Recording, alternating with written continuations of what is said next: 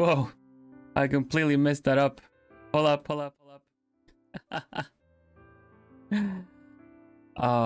Hi, hoot everybody. I pushed a button. I pushed the wrong button. Wow.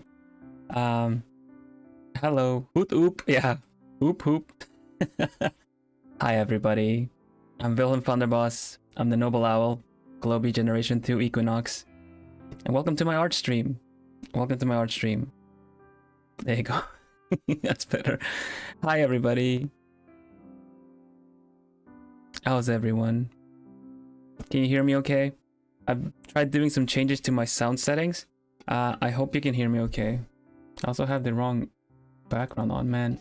Unprepared owl. There you go. Even the owl suffers scuff every so often.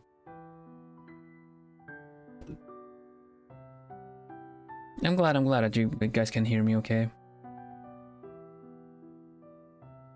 So hello, Elysian, hello Sleeping John, hello Mary, Key Signal, Bitter, Siffy, CL, AC, 130, Mochi, see who else did I see? Gazer, I guess, that's how you say it, with the numbers.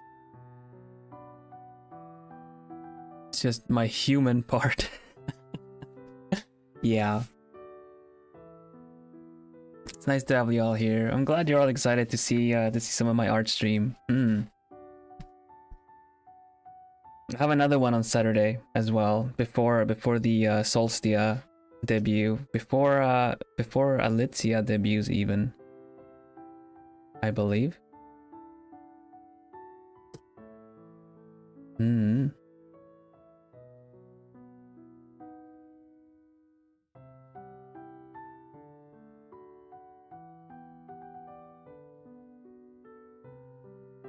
How's your day been today? Everything okay? You guys have a good start? I believe I was showing my enthusiasm with the plumies that I wanted to maybe sketch something up for like a mascot and stuff. But I thought about it some more. And I kind of feel like I want to do my plumies justice.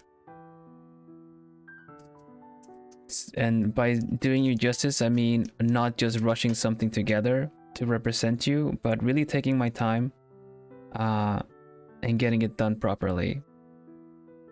So then when it's fully revealed, y'all can get, you know, badges, you can get like a little mascot to represent you and everything, you know, like how I feel it should supposed to be, because I really appreciate you all. And even though I'm sure you would be excited to have anything designed that I do and stuff, I want to do it proper.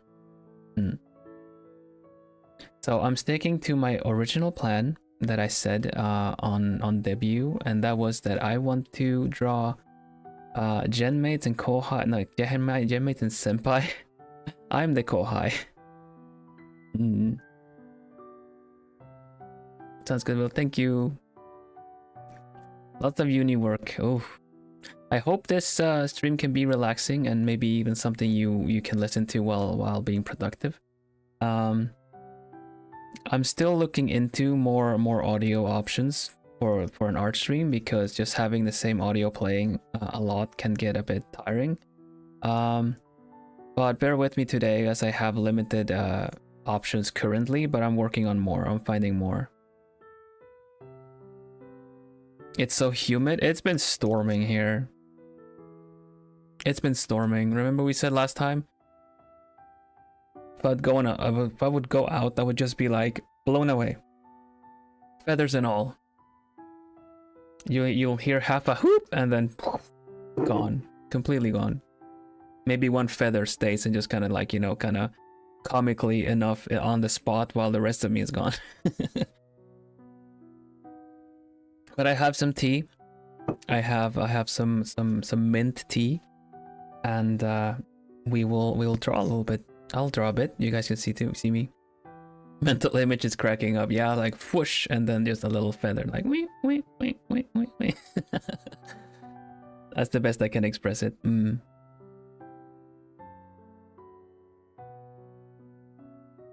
So, what are we gonna draw today?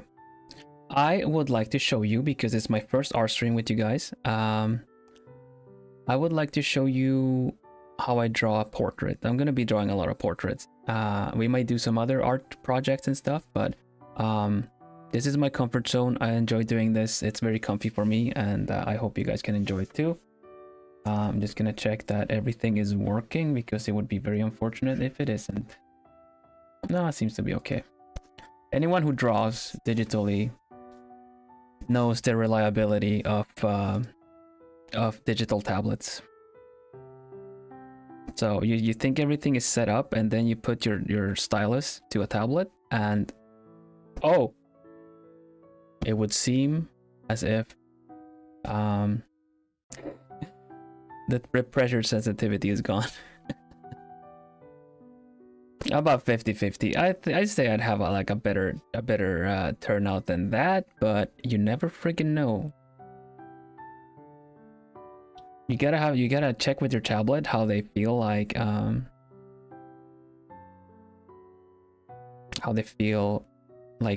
performing. They're not as unreliable as printers. Printers are pretty unreliable, but tablets, I mean, I don't know. Can't always trust them, you know? How are you doing, tablet? You doing okay? And then you hear that doop, doop, doop, like when you connect like the USB. Hello, Owl Kitty. Hello, hello. Hoot, hoot. And it was meant to be. Yes, I like mint tea. Thanks for the pun. I really appreciate that. Yum, yum, yum, yum. I admire digital artists. I recently switched from traditional. I actually did a quick traditional sketch for today's stream because I like prepping with traditional sketch. It doesn't look very clean because I just need it for the guidelines and to build around, but I have it prepped. You know, I kind of just do it on my sketchpad and then take a picture of it and then just transfer it over and kind of fix the values, like the brightness and contrast a little bit, something like that.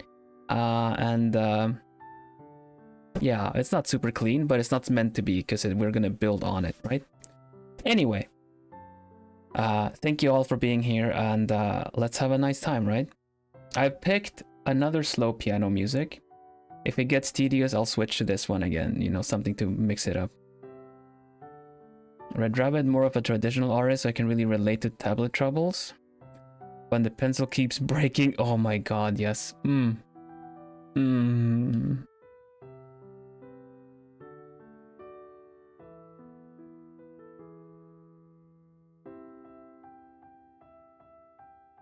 ¿Te gusta el arte? Entonces métate en el refrigerador. I don't get it, sorry. Hello, Yumi. Cozy art stream help me sleep. You might be able to. They will see if Rem also capitalizes on it and starts haunting you. I don't know.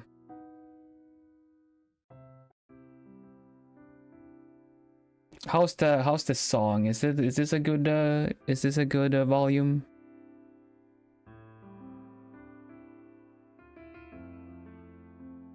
Let's see if my art scene wants to work. There we go. It does. It does. It's pretty quiet. Okay, I'll crank it up a little bit. It just doesn't mean it's not meant to be like super high. It's just something in the background, you know? You're blasting music over stream. That's fine. That's fine. Yeah, soft and comfy. So, I said on debut I would like to draw my genmates and my senpai. So today we will be drawing Miel senpai, the genius bear, La Osita. I use Clip Studio.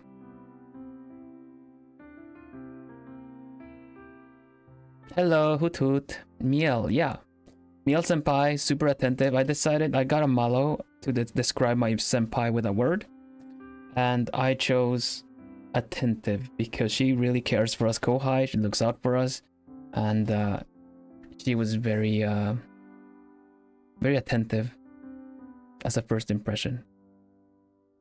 I hope to do stuff with Miel senpai like, you know, soon again. And yeah. So this is the sketch. It's a bit messy. There we go. Made it a little quickly before stream.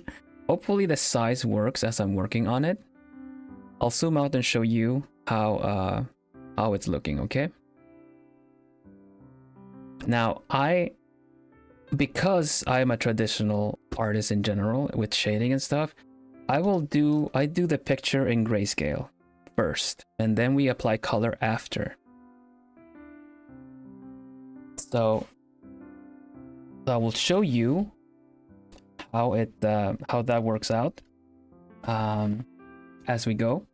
But usually I like to color the eyes before anything. And then we just do it like grayscale all in all. But yeah, we just hang out, cozy music. I use Clip Studio Paint. Oh, thank you. Let me pull up chat so I can see you easier. Let me just like pop out. There we go. Okay. Very well. We have it. I also use very few layers, just so you know. We have the sketch. Let me just make a backup of the sketch so it's easier accessible. Doesn't need to be darker. Well, first of all, I want to make a mask. I'll make a mask of the sketch. So let me just trace this a little loosely so we can like don't have any, you know, uncolored areas of it all.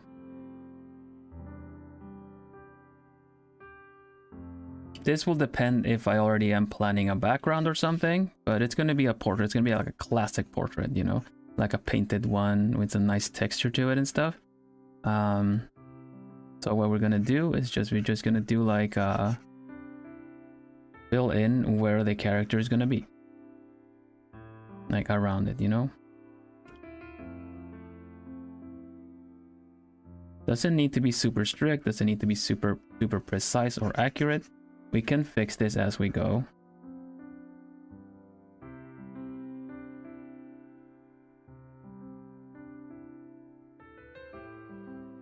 Gonna do a little quick. I decided I found myself doing this style because when I first started doing digital art, I was convinced, you know, sketch, rough sketch, polished sketch, and line art, and base colors, and all the usual stuff. Like if you've done digital art, kind of you usually see that everywhere. But I'm not super good at. I'm not super good at line art. I can do decent stuff. I ink pretty well traditionally, but digital, it just doesn't.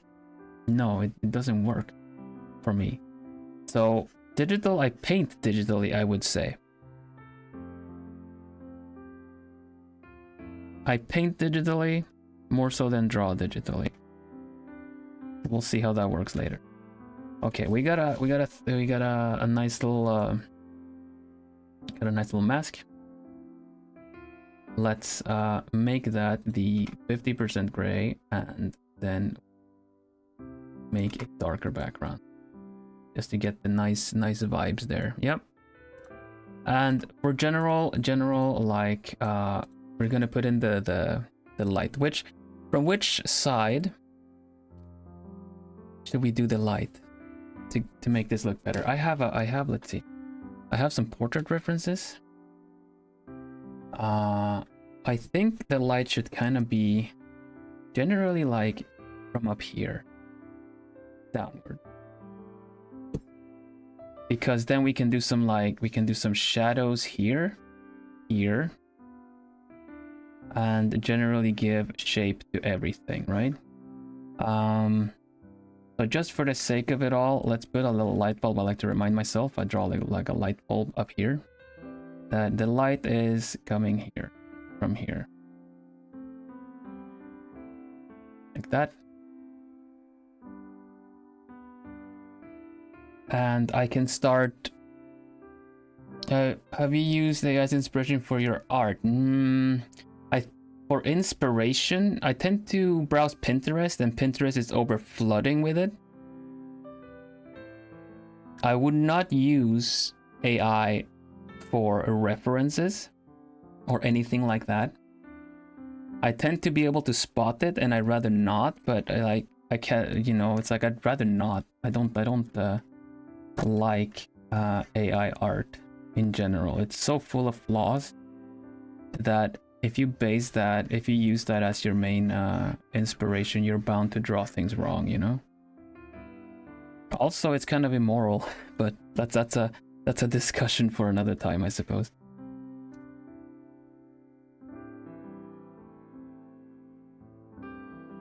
Just know I don't appreciate it. I'm fine with that.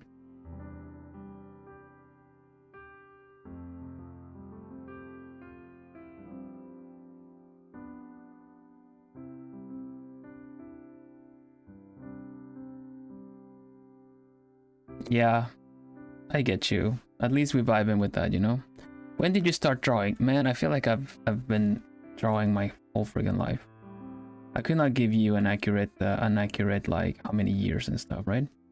But I do know I picked up at some point one of those one of the many like drawing like books and stuff like that. I don't know. When I first got in touch with like anime style, I really liked it.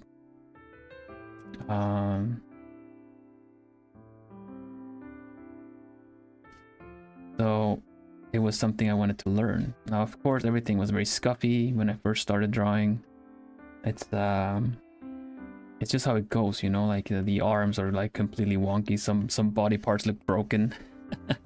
But that's how you learn, right?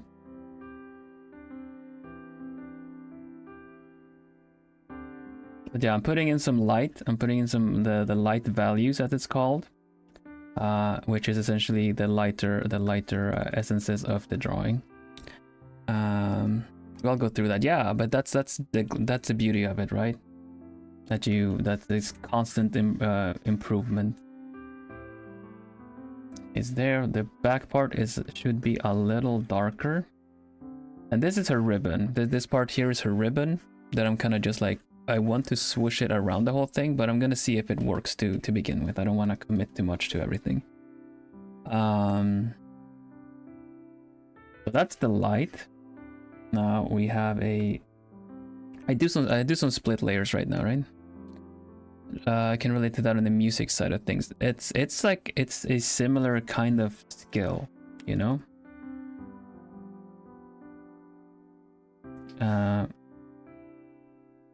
I'm sure people that do that kind of ability will get the usual like, oh man, I wish I was talented, or I'm not talented enough and stuff like that. I'm like, I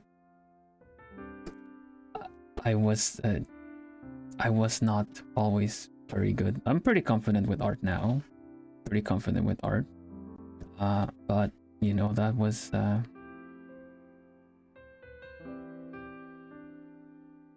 yeah. Hi Vil, hello Abby. Improvement might be one of my biggest motivations. I would agree, you know? I feel that too. The fact that you just like see improvement, so nice. But it can also be a bit of a double-edged sword, I feel. Like if you strive too much for constant improvement, at some point you kind of need to like stop and let it simmer for a bit. Let your abilities manifest, like. But if you keep chasing needing to be better, needing to do better, not really soul searching what it is you want or how you want it to look, essentially linking your abilities and skill to expectations of others is a bit tricky. I can't remember what it's called, but essentially what you link your success on, you know? I think it's nice to get nice compliments. I think it's nice to get nice comments on art and everything like that. But if you tie your sense of success to into that, it might end up like, if you don't get them, it's gonna hit harder, you know? But I also understand, because I totally did that too. I totally went for like... I totally kept going for the next picture, you know, people like this, let me try to do the same thing again, let me try to keep doing the thing. And at some point it was kind of like I crashed and burned, because either I was trying to improve too fast, or it just didn't turn out as good as I thought. And it became this kind of like, no, it needs to be better. And that is very it's very dangerous. Drawing of an otaku bear, yes, definitely. The drawing of an otaku. That is what we're doing today. We're drawing an a bona fide Ursan otaku.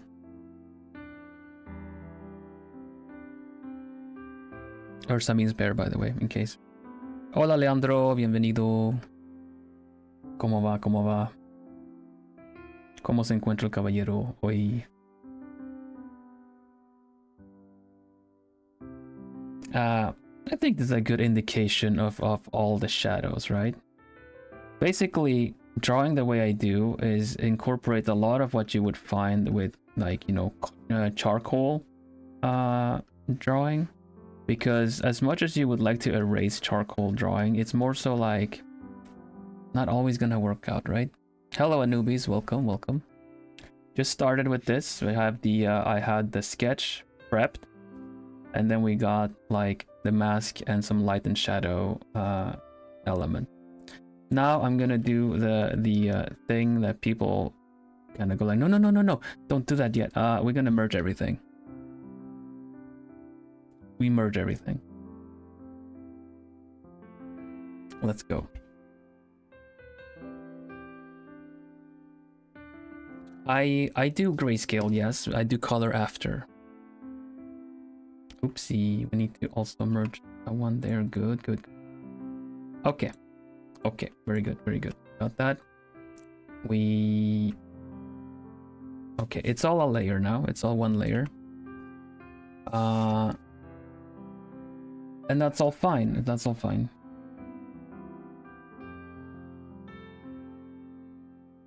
That is indeed all fine. We're just gonna draw things. This is where the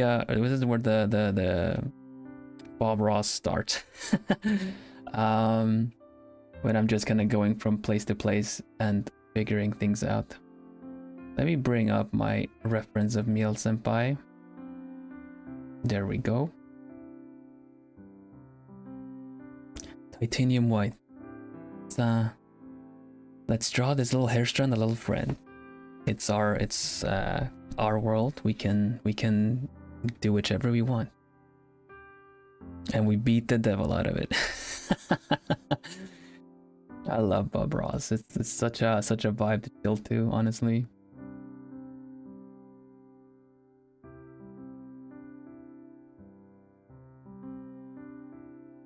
Beat the devil out of the brush. Tap tap tap tap tap tap tap tap. Art skills, I wouldn't say it's like biking, but you definitely can get stuff back somewhat fast.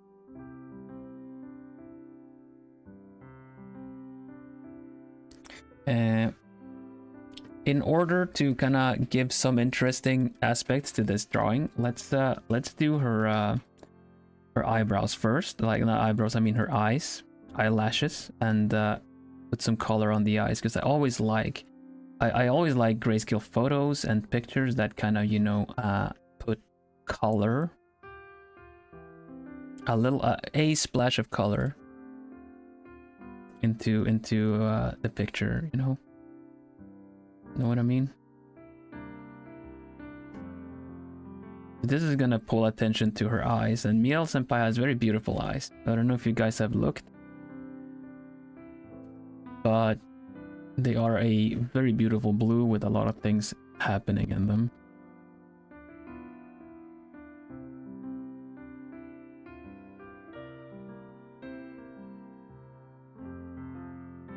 It's just relaxing just listening to him working. It is, it really is, and I hope I can give that vibe as well. Just doing my thing. We may cheat a little bit. We may just copy one eye and kind of modify it to be the other, but that is the advantage of digital art.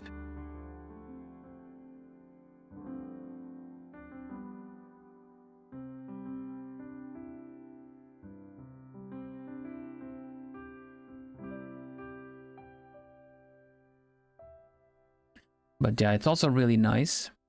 An artist you'd like to meet IRL?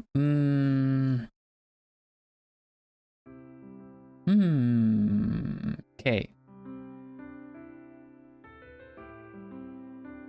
Okay, who has illustrated, who was the designer for Hatsune Miku. I don't know if they've had another art book done at all, but I was able to get all the Dojin art books for them. It's very it's a big inspiration for my art. And essentially the way they would paint inspired me to be like, you know what, I could probably kind of just do make it look a bit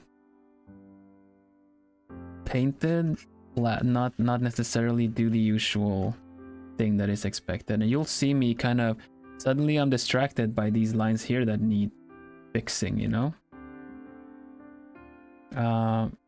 So I'll do that a lot, but it's also a bit of a method to not get this kind of strange blindness that you can get. If you stare yourself blind, as they say. Hello, welcome, hoot hoot. If you stare yourself blind at one spot, it's very easy to either over render, like you do too much. Rendering, I'm gonna be throwing these like words out, you know, but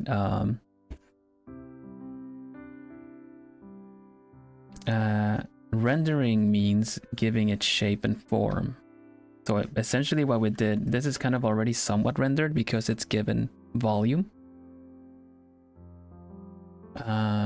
Mita, hello Mita. Como va Osita? We are drawing another Osita here today. So cool to hear who your art inspiration. Yeah, I have a lot of art inspirations, and funny enough, some people will be like, really? That one? But inspiration isn't necessarily who you strive to be. It's just something that maybe makes you feel like, oh, I really like it. Just makes you inspired, you know. That's the word. That's the word, inspiration. I cannot really remember the artist's name. I have a couple of art books as well, and that is the artist that does this Gaia, those strategy RPG games.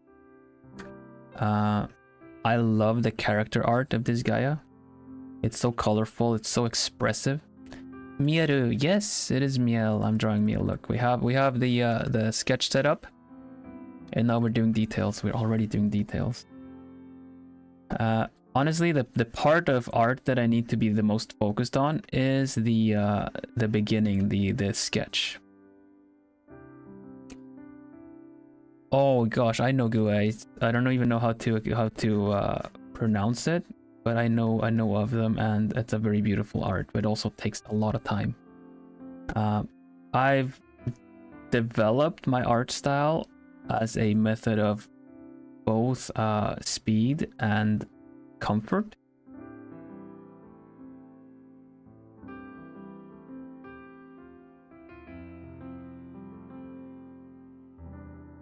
I would love to show you like more of stuff that I've done, but for hopefully you understand that I can't at this point. But I am going out to show you by, you know, starting some new portraits here, and hopefully some of my experience shows in how the portrait processes and gets around there. What's your least favorite part in making a drawing? My least favorite part.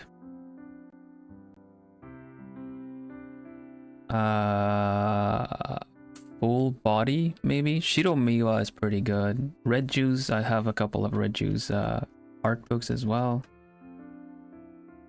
Red Juice, I could never find inspiration in the actual character's anatomy, but the rendering and coloring, really good stuff. Least favorite is part is Clip Studio painted this with my own brushes. Oh man, hello command throw. Oh no, it's a command throw.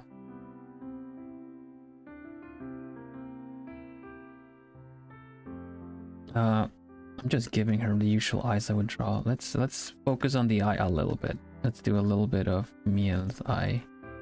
I think this is really cute. But yeah, I agree to all those artists. They're very good. They are very good. I really like the art of Blackrock Shooter. I had a bit of a phase of doing like Ryohei Uke Sensei's art style with a lot of textures and stuff. That taught me a lot of, you know, kind of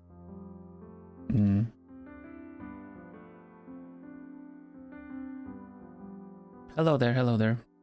Face nice Sue.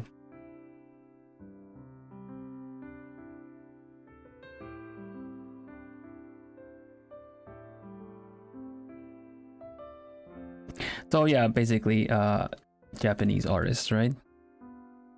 We talking favorite. Yeah, someone asked me who has we can who inspired my art. Yeah, please keep 18 plus stuff to a minimum. It's not in the rules, but you know.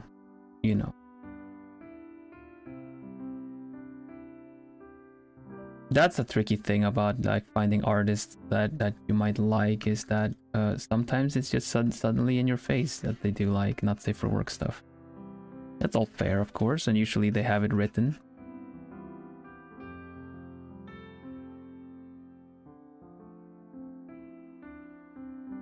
They're really cute. Yeah, well, that's pretty good. Like you can find inspiration in a lot of stuff, in a lot of different styles and art and everything, right? And that's what I was saying before, is that you can find inspiration and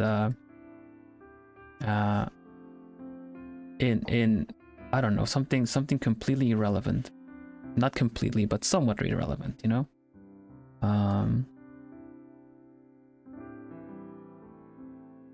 It can even be a moment of something. I know there are some like people that are really good at anime style, and they found inspiration in like Avatar: The Last Airbender, for instance. Now Avatar is anime inspired, but they really have the whole strength of Western expressions, because as much as I like anime style and everything, it looks very pretty, but it's not very it doesn't express itself much. Certain styles do, you know, like Studio Trigger really like to express their characters a lot, but when you look at Western animation, there's a lot more expression happening. Hello Baguette, welcome.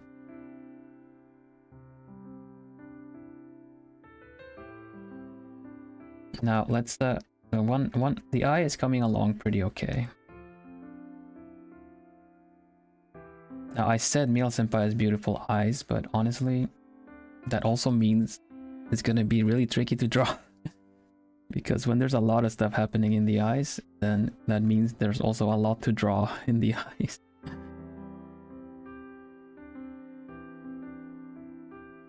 But I'm glad I have people that enjoy art here. I mean, it makes sense, I suppose.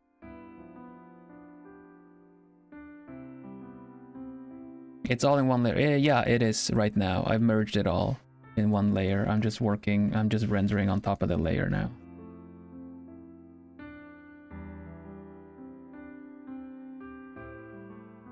I work layered sometimes. And if it's something like a bigger, something like a bigger project and stuff, then you can, then I'll make more layers. But since it's a portrait, the background is separate still, you know, the background is still separate from everything. But since it's still a portrait, I just kind of don't need to do that. If I draw something wrong, I'll just paint over it. It actually gives it more of a painted style, a painted feel as well. The fact that you paint over it again, you know, like acrylics or oil paintings.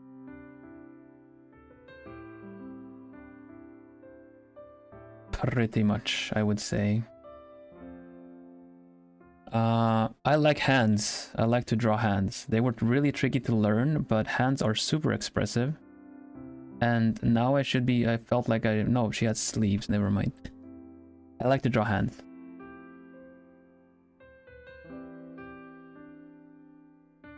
I will throw a hand in there somewhere. Hello there, Macy. Thank you so much for the clip. Crazy Macy did a clip today of me being a cat during my cat stacking stream. Hands? You'd imagine most people hate hands the most. Yeah, I understand that, but I feel like hands are so expressive, especially when you do portraits or kind of card style art where it's kind of cropped and you don't have a lot of body to express with. But a hand can be so expressive. Like, let me give you an example. I think I have my drawing of Vans. I showed it during a debut. This one.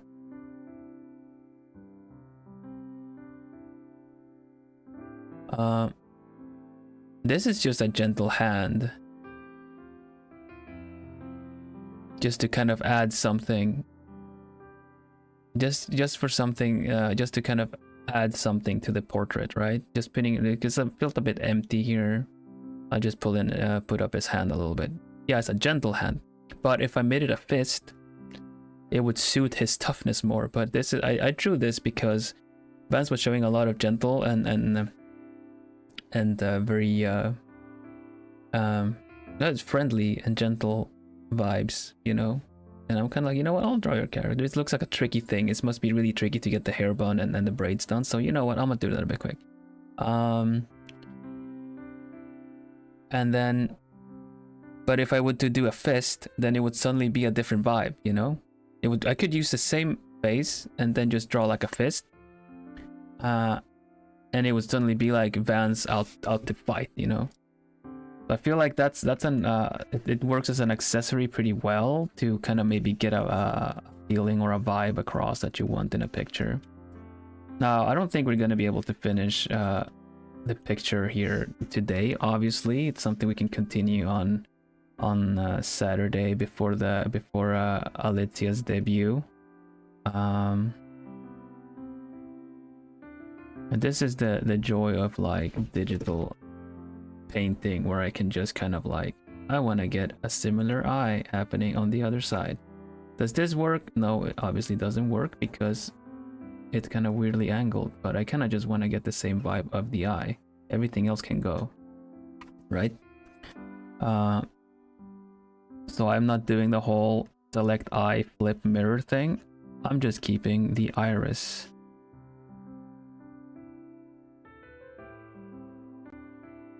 And I didn't copy it after I rendered the eye fully because that will let it look like there's these kind of like inconsistencies that is kind of, I don't know, it's kind of expected in a way, you know? It's kind of expected to find inconsistencies in paintings. The fact that when we see like what is it called? VFX, video effects in movies, there's usually not a lot of inconsistencies in the characters, like the older VFX when they started replacing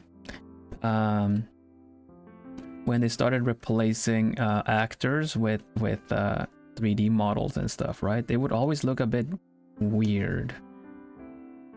And You don't have to be an artist to realize that, because we as humans, at least the human part of me, we're designed to recognize other humans.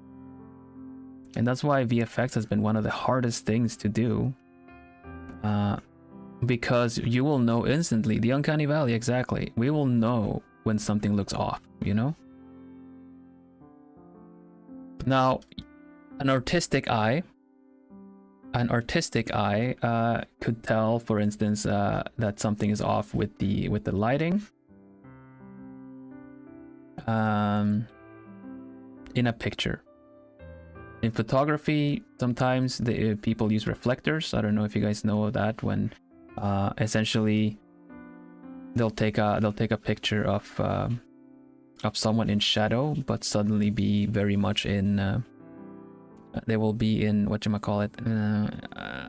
They'll have light on them, you know. Call me, hey Ambrose, hoot hoot.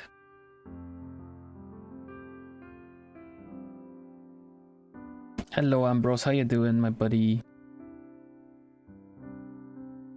But that makes it easier to work. Lights they use, not always lights. If you're taking pictures outdoors and want natural light, there are these kind of reflectors that, you know, sometimes they hold it. It works really well for cosplay photography, I believe, because I remember seeing some people using that at cons when they were outdoors and stuff, you know. Basically, the silver things, exactly. They eliminate the whole thing of, like, if you have someone standing in front of something bright, like, you know, if you have someone just kind of like kind of standing, like, you know, if you ever tried taking a photo of something in front of a mirror, or not in front of a window, I mean, if they're just like standing there and you take a photo, obviously you're gonna get this kind of effect, right? It's like that.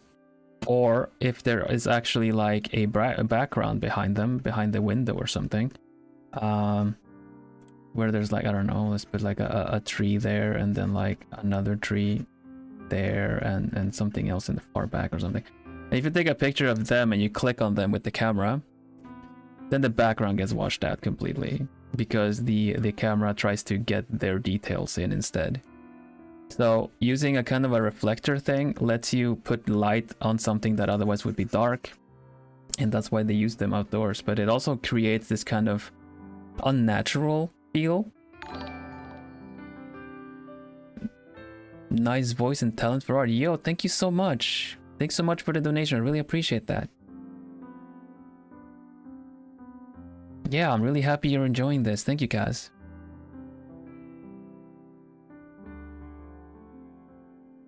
I'm sorry I don't have it set up properly. I'm still looking for some nice sounds and text to speech. I could do my text to speech voice. Usually donations get read out, right? Did you guys hear my text to speech voice? Is that a little silly?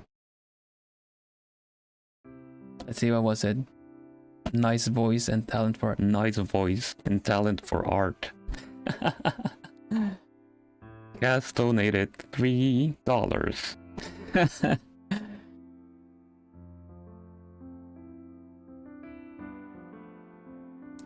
That old school DTS voice.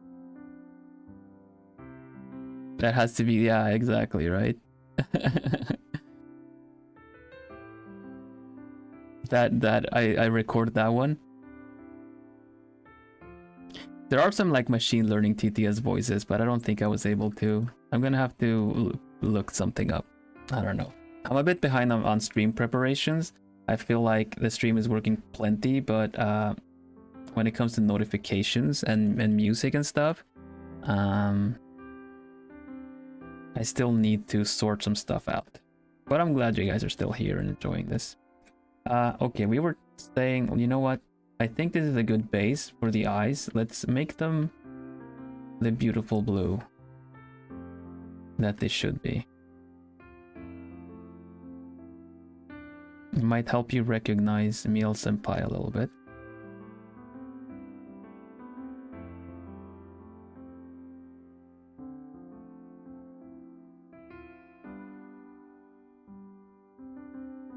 And then we kind of put some lighting on it too.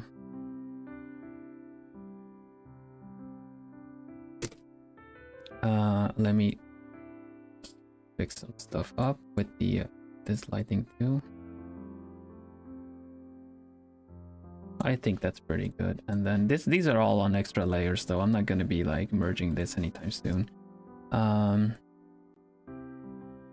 What else is like? What else is signature of her eyes? I need to have a look at her eyes. So much happening, so nice.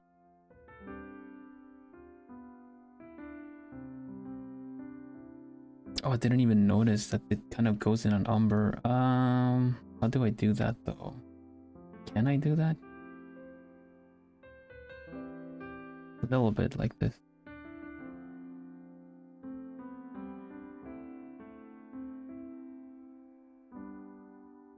Just a bit, just a bit. I'll change that to add, I think. Yeah. And we have the these kind of things.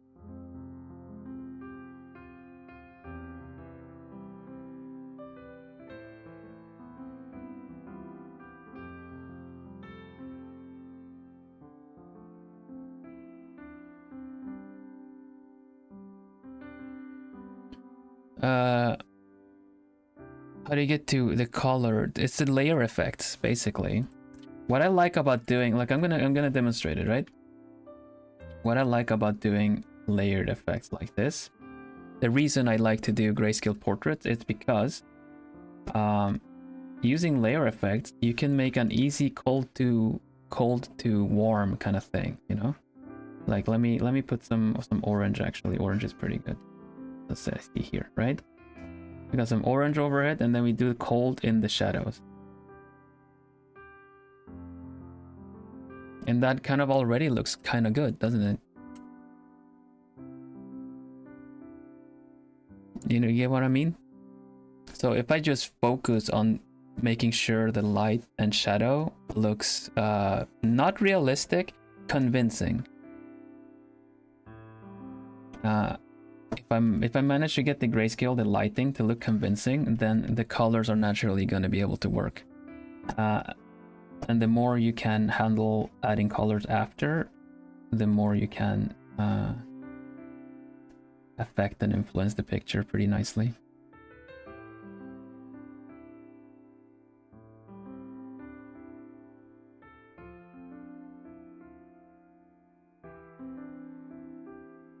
Thank you, thank you.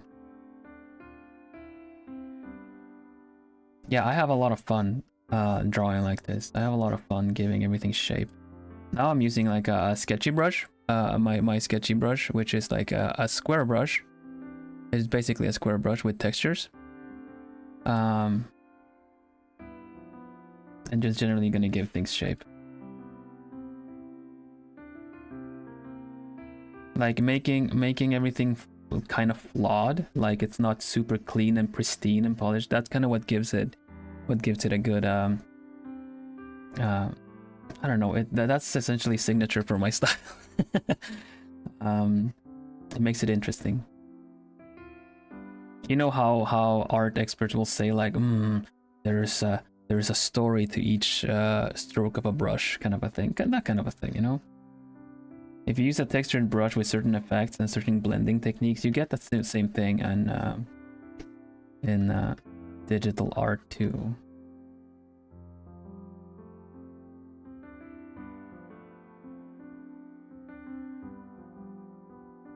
Good morning, chicken adobo.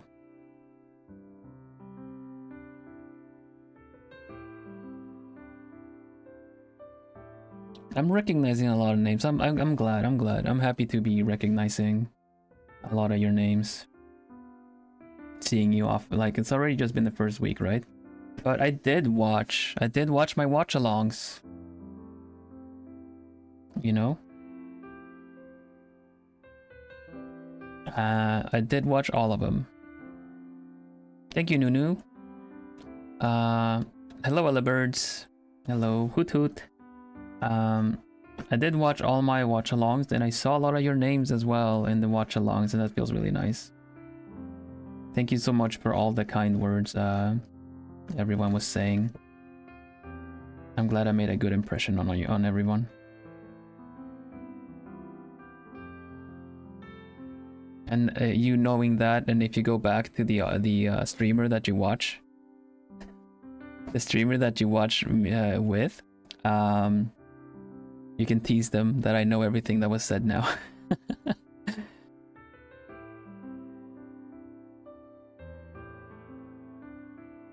Morning? What time is that your country? I would assume that it's morning in the States. Currently, here it is almost 4 p.m.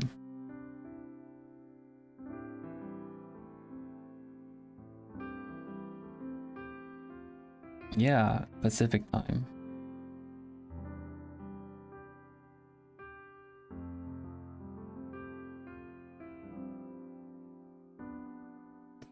Now with this kind of style that I do with grayscale, I can also do it coloring, you know.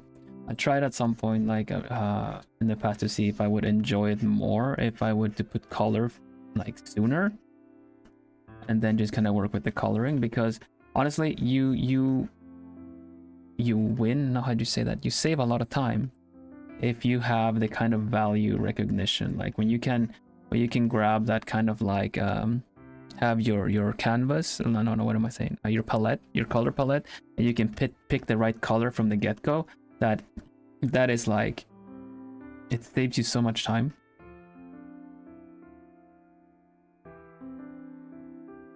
So that is I practiced it a bit too, but ultimately this is comforting. Like I can talk to you guys and still work on this, you know.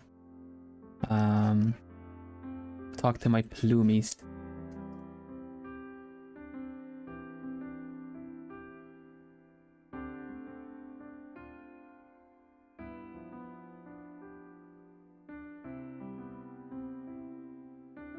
Her eyes are almost too rendered compared to everything else, but that's just kind of what happens. I've noticed that effect when streaming art as well, is that I will maybe get stuck on over-rendering something, like I told you guys, like kind of stare myself blind at something while talking about something. That's just kind of something that happens, and it's okay. It's okay. It's part of the process in a way. Part of the learning experience. I'm still learning a lot, actually. I just have, I feel like I've learned enough to have a comfort zone. But comfort zone comes with experience, I feel.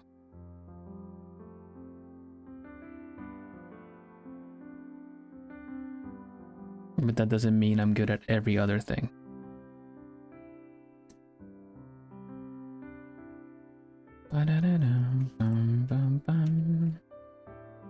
We're gonna put we're gonna get her her cheeks and her lips blushing afterwards too.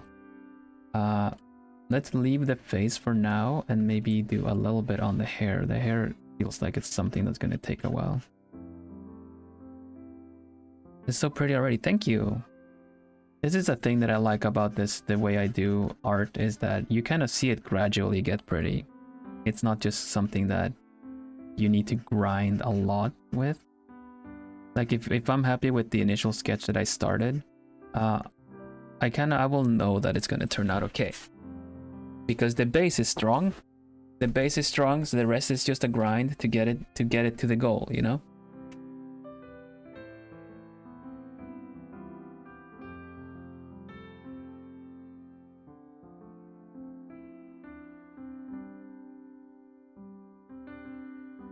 I think I should work on the shadows here. Gonna really put her inside of the hoodie.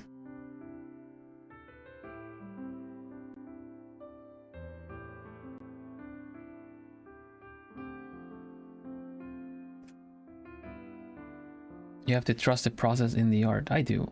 Totally do. I think I should save too. I have a really bad habit of not saving properly.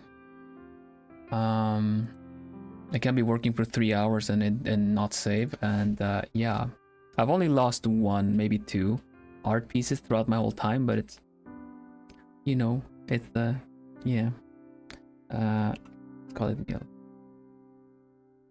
living at the edge. Yeah.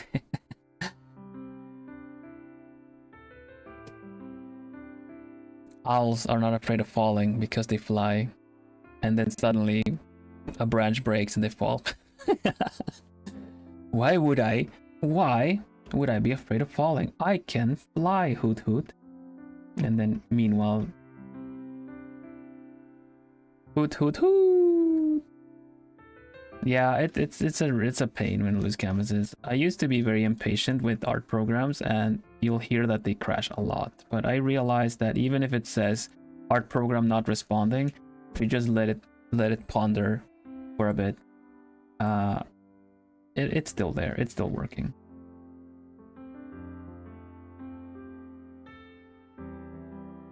I work in pretty large canvas sizes too. This is the 100% size. And I do that in order to, if I zoom in, it doesn't get pixely, you know. I'm still gonna resize it to smaller and everything like that. So. Do you leave a lot of work unfinished? No, not necessarily. I did when I was it depends on the work. It depends on the work. If it was just a sketch, then it fulfilled its its use, you know. I sketch traditional. I can ink traditional as well, but everything is just a lot more accessible and easy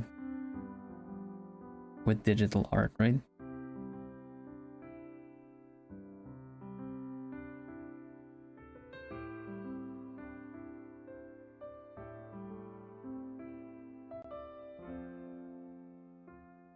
Now this is in the shadow, but according to color and light theory, right? Nothing is ever fully in the shadow. So I reckon we should give it a little bit of light from the side. Do you guys know about light bouncing and color theory and things like that? Basically, it's like if you have a window in a room, right? If you have like a window, let's draw a quick room here.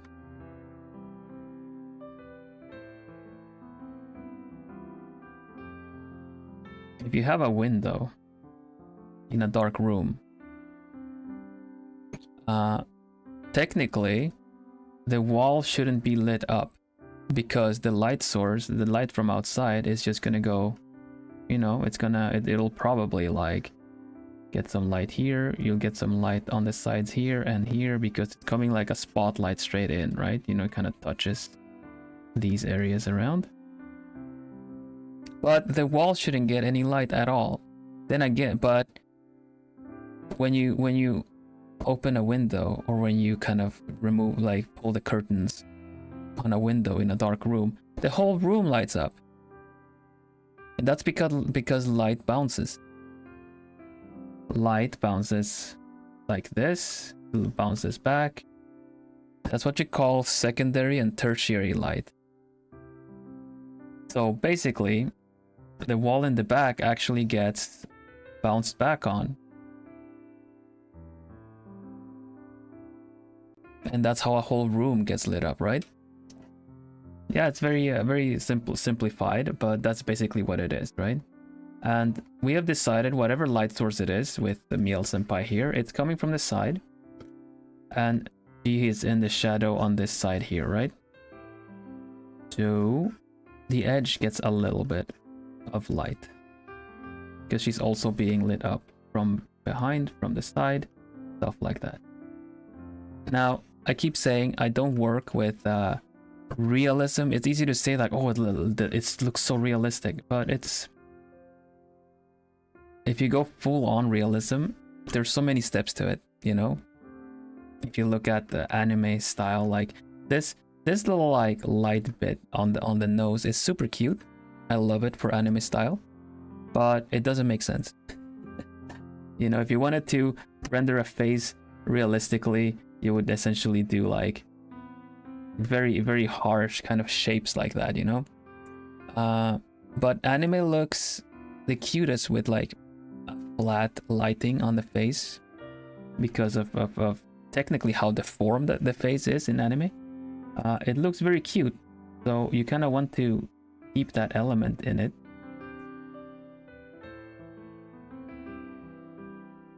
But then you use light to kind of be believable. I love that word, over realism, believable.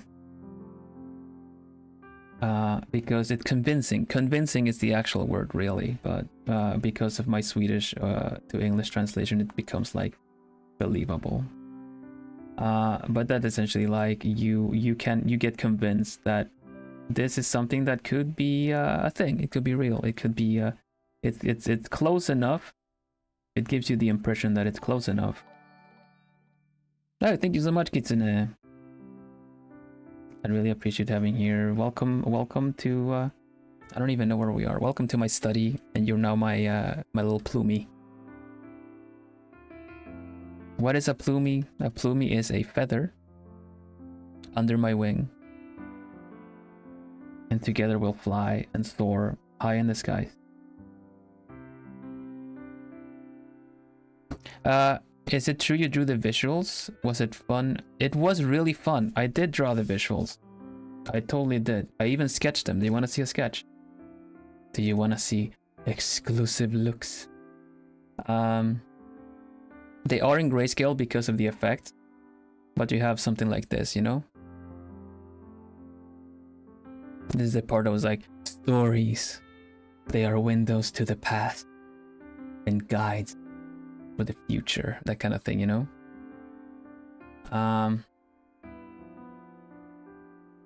Well, the sketch was actually this. See?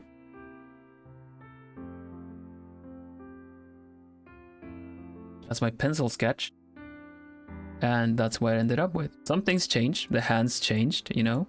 The face changed a little bit.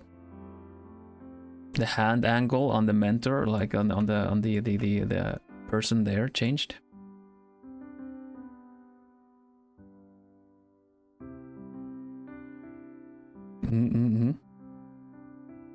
No, I did it really, and what I really liked about it is that because I was gonna make it, I had that plan.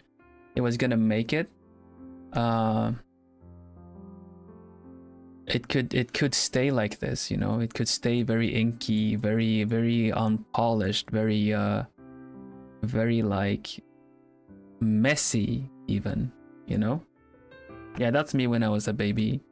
Look at not really baby, toddler. No, not even toddler. That's me when I was a kid. What am I even trying to say? But yeah, I did draw all of this. It was really fun to do it. And like I said, if I had gone for like a super polished style, I don't think I would have made it in time. The reason that I even planned it to be, I wasn't sure how to do the effect with the pages and the invisible ink. I figured I was confident enough in the editing that I knew that I would be able to figure something out. So I set off with the plan to make the pages look like they were sketched, like it was inked, or it was like worn down and kind of, you know, that kind of thing, like a storybook style. Because, you know, stories and everything.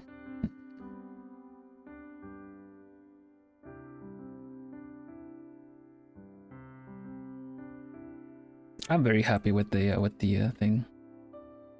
One thing I noticed that the medallion seems to have passed down. Yes.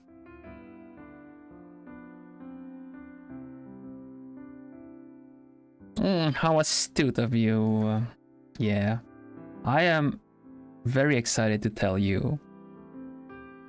I'm very excited to tell you about the full story of the lore video. I said so in the debut. I want to do voice packs. I want to do recordings, and then you can piece it all together.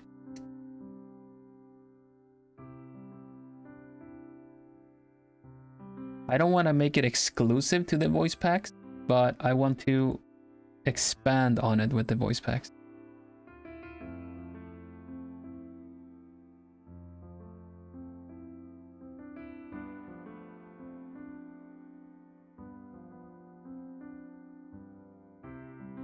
there is a reason behind everything. I have a reason behind everything. And everything, and I'm also planning it in the way that I don't wanna reveal too much. So I'm also planning it in a way that if you go back after you've learned some things and you watch that lore video again, things are gonna make sense. And that is all you get about that. You can speculate further. Speculate openly, bring more plumies to this owl study. Go forth, my plumies, and speculate wildly. Theory crafting, yeah. Go. You go do it.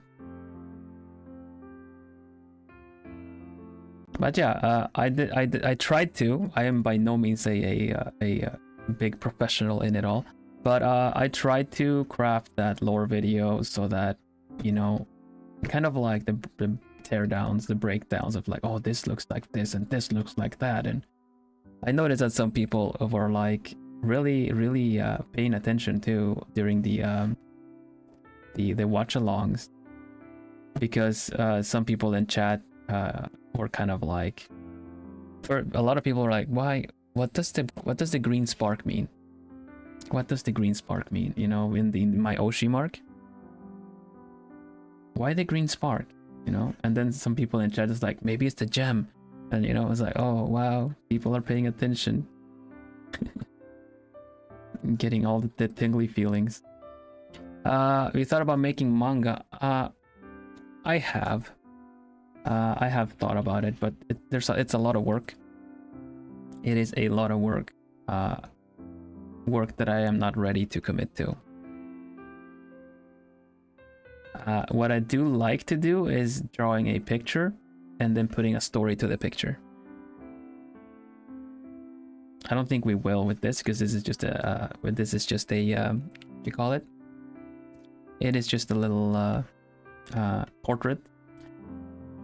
But I like to put the like a little if I kind of make it look like a slice of life kind of thing, yeah. Have a little description there.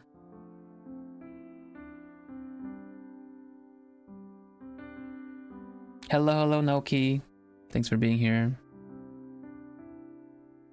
Ooh. Messed that up.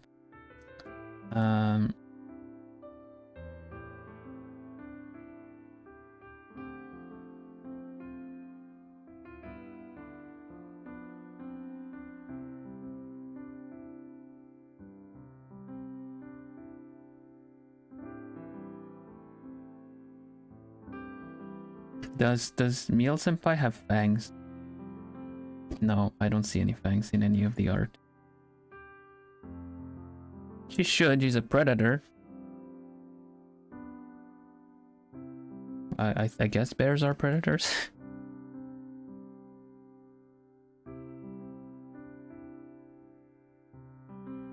No, she doesn't. Okay.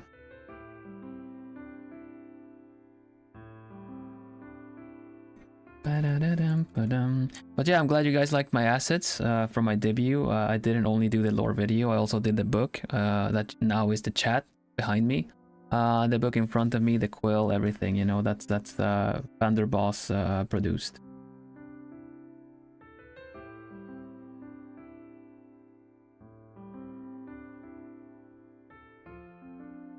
A cub. Be a cub.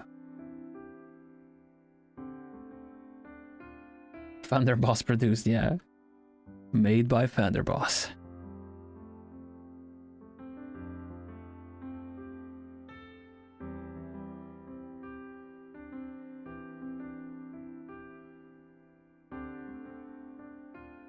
I don't know what else we could do with this. I'm thinking like, what's the next step to take, right?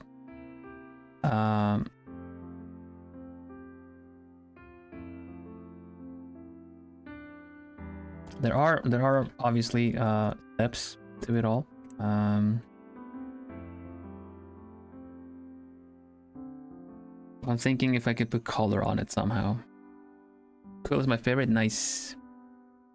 Yeah, and I'm glad it also represents you guys now. my plumies, because you're also little feathers. One of the feathers, yeah. Ding! Just plucked it.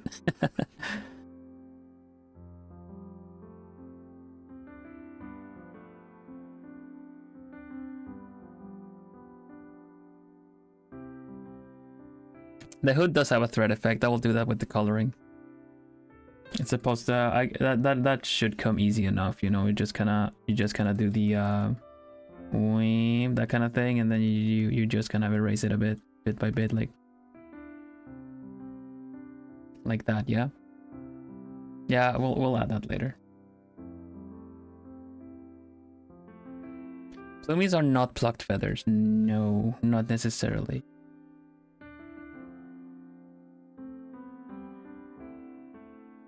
But I like the idea of plumies being part of my wing that you see in a way, you know? The metaphor is that not necessarily, no, I guess not. I don't intend for them to be, you know? I don't intend for plumies to be plucked feathers.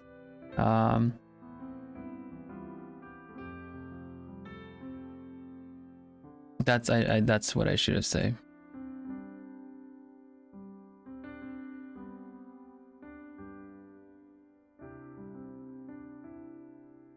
But, you know,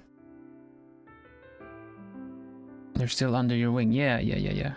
That's what I feel like. I feel like plumies can be any kind of feathers, you know, because there's so many different feathers in the world. Just like there's like every one of you. Like everyone is different in the world, but we're all kind of gather here, you know.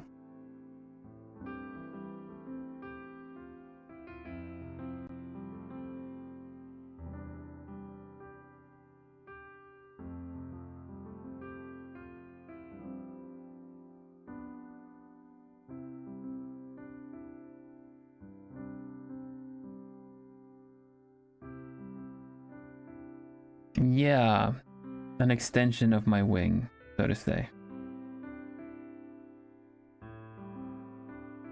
But because you help, because you lift me, we all get to soar together.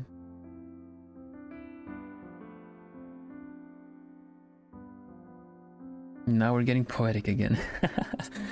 I like that. I like that. I suppose I am a bit of a romantic in that sense, yeah.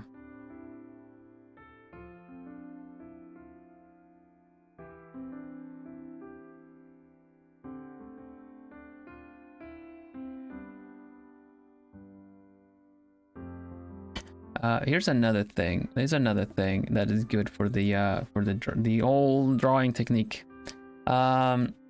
Is to flip the canvas. Have you guys seen the memes? Have you seen the memes? People be like, when you flip the canvas, you go like, and then everything is like wonky. Yeah. I have a tendency to draw everything leaning towards the right side because I am primarily like I'm a right-handed. And I find that really difficult when doing additional art, that yeah, things are gonna lean. I flip the canvas not to check the mistakes and stuff, but it's mainly because it makes it easier for me to draw certain. These strokes are easier for me than doing these strokes, you know? So I flip the canvas so I don't have to try to somehow make sense of this kind of stroke when I would rather do this kind of stroke.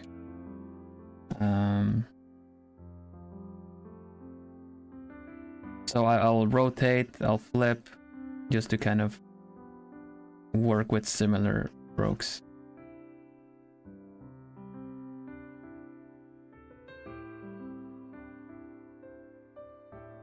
Like here, for instance, like this one, like that one is a pretty good, like it's on the right side, but it's kind of tricky to do it on this side. So if I just turn everything a little bit, and suddenly I'm doing the same stroke as I was doing just now.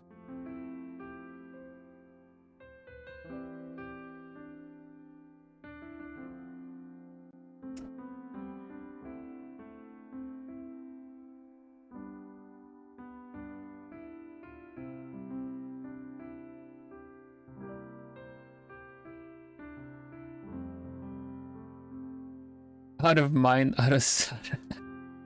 Out of sight, yeah. Exactly.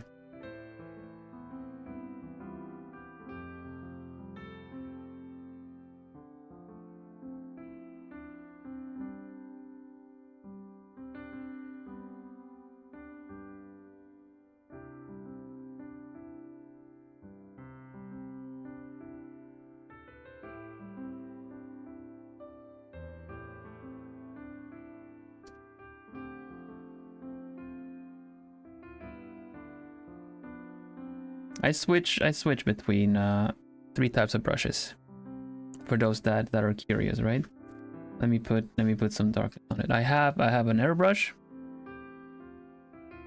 That's kind of softer to just kind of define these kind of things and add some lighting effects. I have my sketch brush, custom sketch brush, that kind of blends nicely and stuff like that.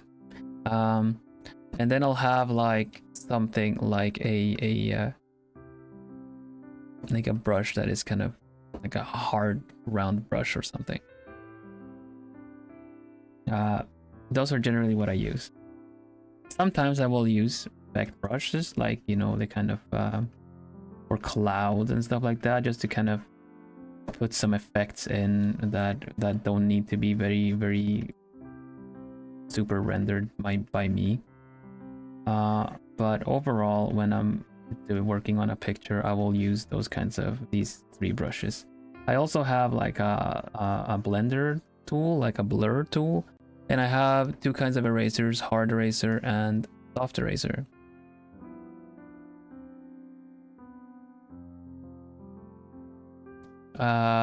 Hair like spray? No, I actually rather I Vance's hair I did myself. I would use special brushes for chains and stuff, maybe chains. But the problem is that if you I don't have a line arted style, right? So a lot of those pre-made brushes don't really work for my style. So even if I use the brushes, I still need to paint over them and touch them up to work, because suddenly everything looks very crisp, you know?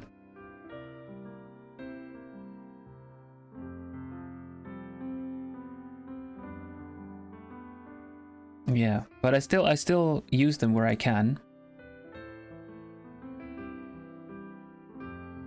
to save some time, you know? I don't feel like I need to be at that level that I just do everything myself.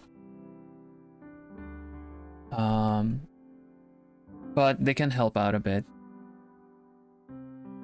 I have like a dust splatter brush and stuff. The brushes I use for post effects, like after I feel like I'm done and I'm just adding some effects to make it all look prettier and stuff, those are different. Of course, I won't be using them while I draw.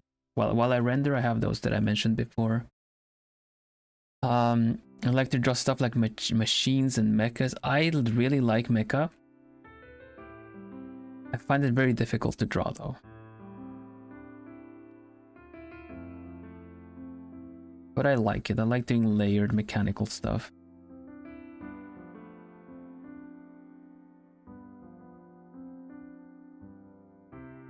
Mechs? I really like mechs, yeah.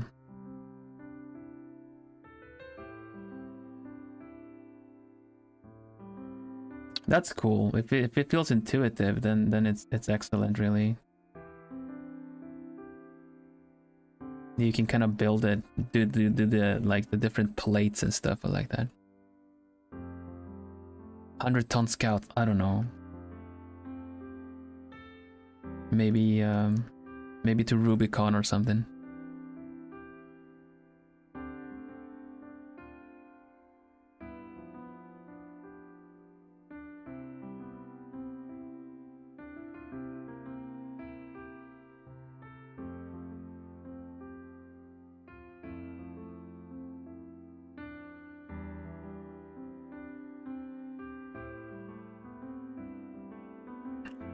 Just realized the little her nose isn't really defined enough here.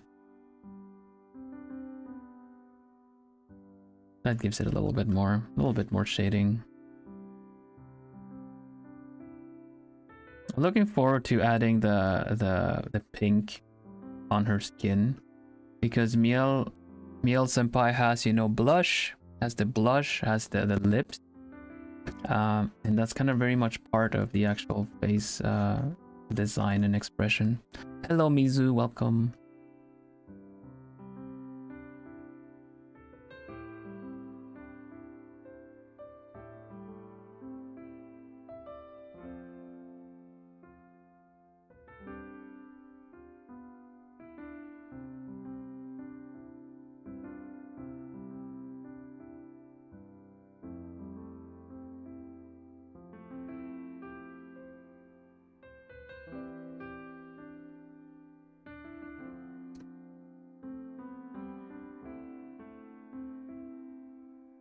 Trying to finish up the skin so we can put some color on it.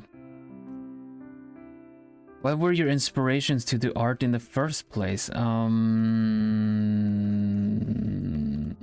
Probably Disney movies or something. Cartoons. Animation. Kind of difficult to pinpoint it, really.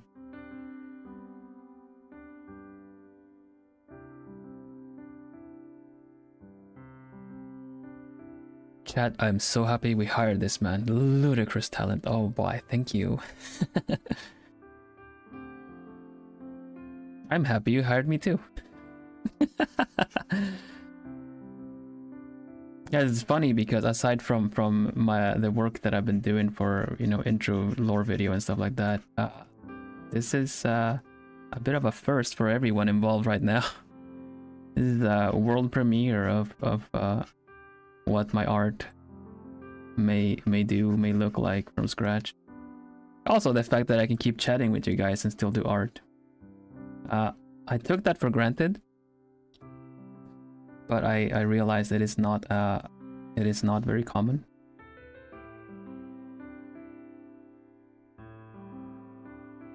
How are you doing, Money Money? Welcome, welcome.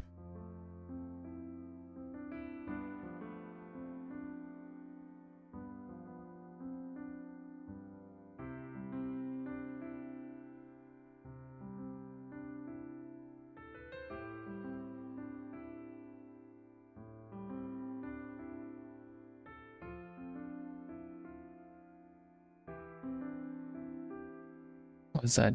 Flipping the canvas, an act oh so important to achieve your goal. Yeah, we gotta flip the canvas. Okay, let's render out the skin and we can put some color on it a little bit to make it a little bit more interesting. Like, I'm not in a rush to finish this. We'll continue it on Saturday and everything, you know. It's like it's all fine, but I also want to give you guys a little bit of eye candy in general, of like, oh wow, it actually works out okay.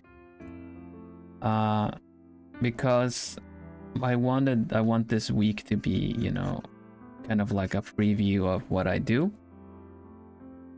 And if you haven't seen the VODs and everything, Monday I played a little guardsman, which had a lot of characters and let me essentially play around with my voice a little bit, you know, voice act and everything, which is something you'll probably see me do more when I play story-based games. I love reenacting characters.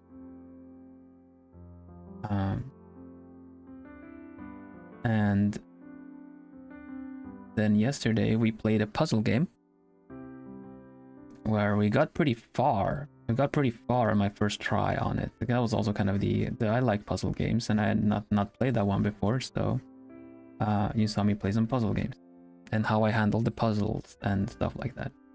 And today I'm doing some art, and tomorrow there's a collab.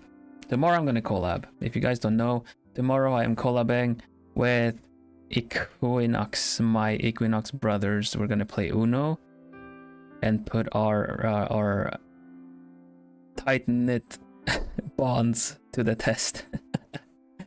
So, you know. Keep in mind that the Uno collab is a little later. It might suit people in the States better, but it will not for Japan. I'm sorry. It's just one of my Equinox brothers is from Canada, so you know, time zones need to happen.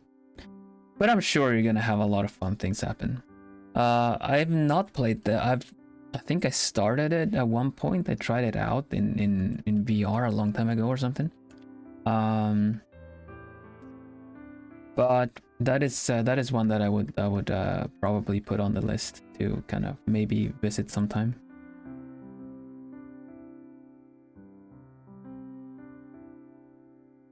I don't know if you will have the rules with 0 and 7 where you can switch hands.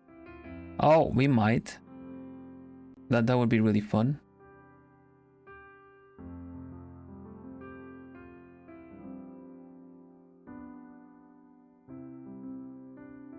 I don't know what the vibes are gonna be for Uno. We haven't played Uno yet. It's gonna be a premiere for us too.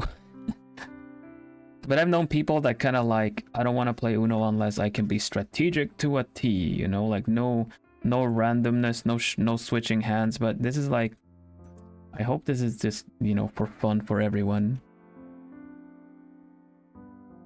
And have a bit of batsus going on, you know, like, oh, punishments because you lost. It's like that. It's just for fun. So we'll see what we do. I kind of want the 0 and 7 rules to be there. It's just really funny. That's like, I see like, I'd rather those rules be there because it kind of makes it kind of unpredictable, a little bit like Mario Kart, you know? Like, you don't play Mario Kart expecting a race simulator, you know what I mean? Hey B, welcome. Hoot hoot.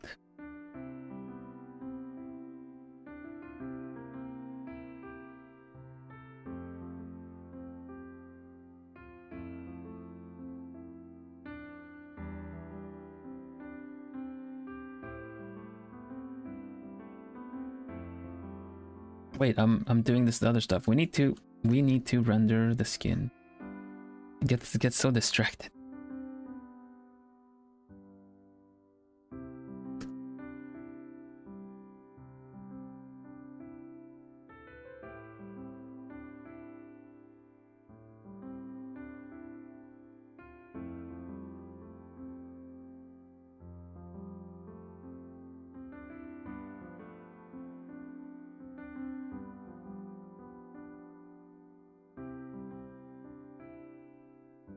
But yeah, these are gonna be my my like art stream vibes.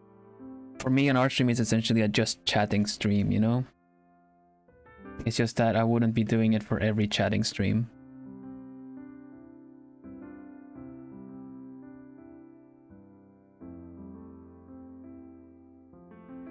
What's up, Maisie?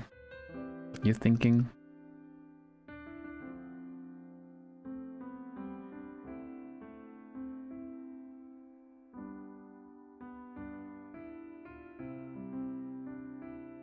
Oh no, yeah.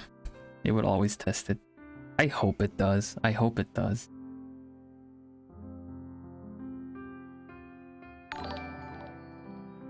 Oh, yo! Peter, thank you so much. Oh, we have to do that.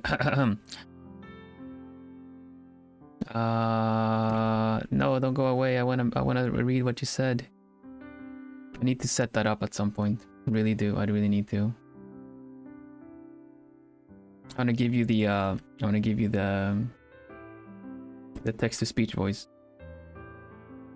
Let me see what you said. Oh, it's reversed. I'll have to get back to drawing and painting again. It's such an amazing way to get to let your imagination be put on paper, and to be able to express yourself in paper too. Practice makes improvement, and it's a great way to pass the time. I agree. My favorite kind of sketch pads are post-it notes.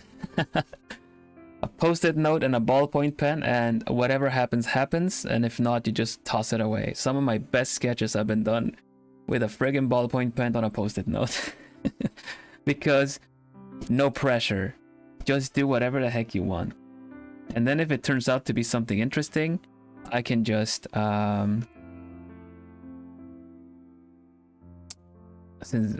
can just, you know, pull it in the art drawing program, and then it'll be done. No, I don't know, Maisie. You said at some point, so I just wasn't sure.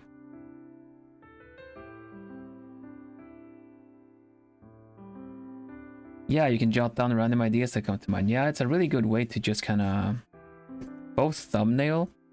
Thumbnailing meaning that you kind of just sketch down ideas without doing a lot of detail. You kind of just like, okay, one person stands here, one person starts there. Like a thumbnail can look something like this, you know. Let's use the let's say we want to do some kind of like landscaping thing or whatever, you know. And like, okay, so yeah, we're gonna wanna have like someone like standing here with the rule of thirds. Maybe they'll be standing like right here. Maybe they're holding like a stick or something, like they're like a sheep herder or something, right? And they're standing there. And then you see like the landscapes and everything like happen, hills in front of there, and they kind of to kind of match the other like third. There's like a tower right there, and that's a thumbnail essentially, you know. And you have a little concept. You have a little concept right there.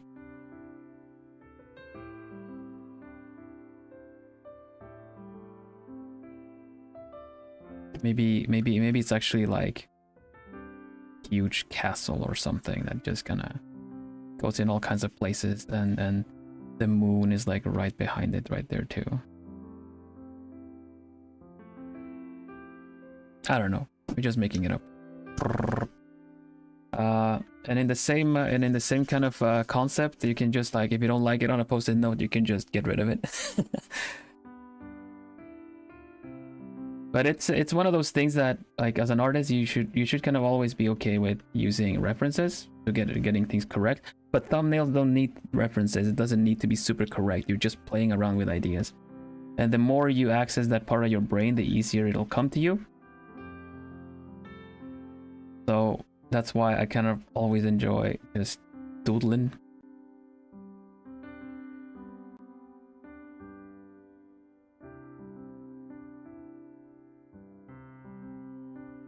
Yeah, we're 30 seconds late. I thought I had the late thing. Composition is an aspect of art I find pretty interesting as well. Yeah. There are so many ways to get better at art. To improve. Like, during times that I've not had the inspiration, I've suffered an inspirational block. Or motivational block. Whichever got in the way. Like, it's a really good time to, you know, check out some videos or books or something to kind of still keep improving. Mia's looking so pretty, right? I'm glad you think so.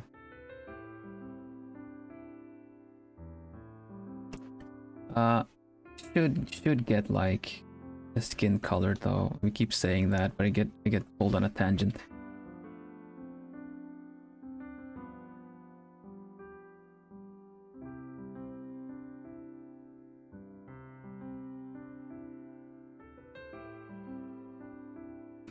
Did you struggle with artist block often? I found ways to deal with it, but I would not be saying that I haven't, because obviously, of course, it happens.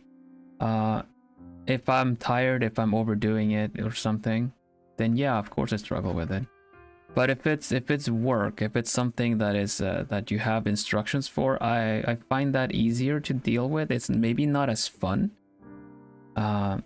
But the more you root your artistry or your artistic endeavor to how you're feeling about it, like if it's fun or not, then the more vulnerable you are to fluctuations in your mood.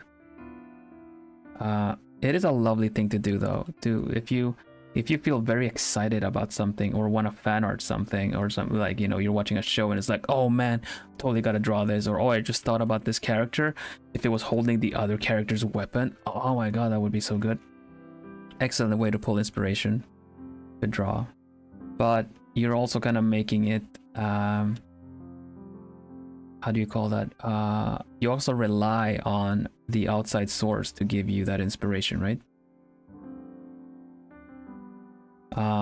Now, obviously, if I want to do a big impressive picture, I would prefer to have inspiration. But that's not like, for instance, if it's just about drawing something or practicing, then you can do that without necessarily having an inspiration, right?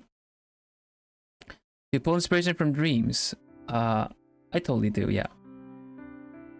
I have very vivid dreams, and I've pulled inspiration from them too.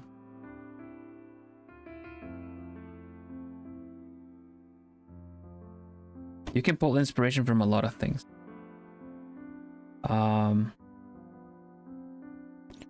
The reason why, which a song choice that seemed a bit kind of out of left field on my debut, was the whole thing I mentioned, Voca Trans. And basically it's because I listened to it a lot and it gave me a lot of images in my head, like a lot of inspiration. And I've always found it quite nice if you're out for a walk or something to find inspiration in the music you're listening to. Where can, okay, let's see, quick question, Vilhelm, where can I find your character reference sheet? I think I put it should be with my schedule on Twitter. If you click like the comments, it should be like the top comment. Another thing you could do is screenshot the screen, like pretty much now.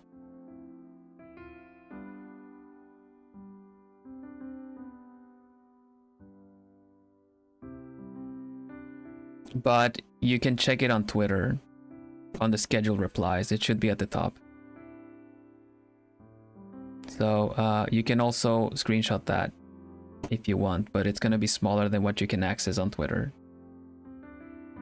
No problem, I got you. I kept that around for that specific reason, so I'm actually kind of excited to push that button. No worries. And no problem, Angel. Thanks so much. Thanks so much. I appreciate the VOD. Watching my VODs helped me a lot. I don't know if you know that I know that watch hours as a total is something that is very helpful to us streamers.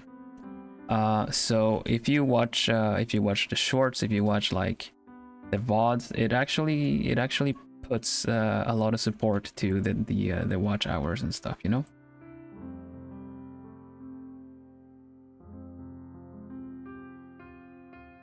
So in that sense, if you're watching this, yes, you right there, if you're watching the VOD, thank you very much.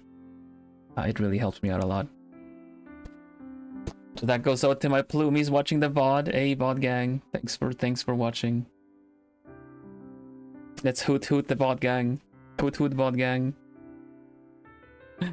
Hoot VOD gang. Let's go. Hoot VOD gang, hello. You're with us in spirit. VOD gang, I appreciate you too. Yeah, look at that, that's for you. Yeah, you're important too. Thank you, everybody. Look there, that's everyone. Everyone's saying, there you go. That's so cute. That's I love that. Hoot for you, yeah. Wonder if someone actually sees that in the VOD.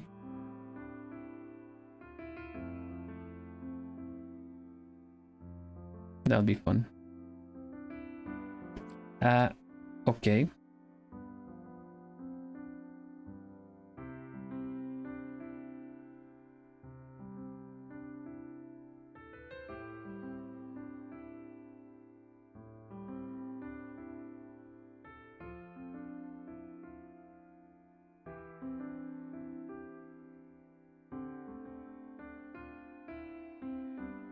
Yeah.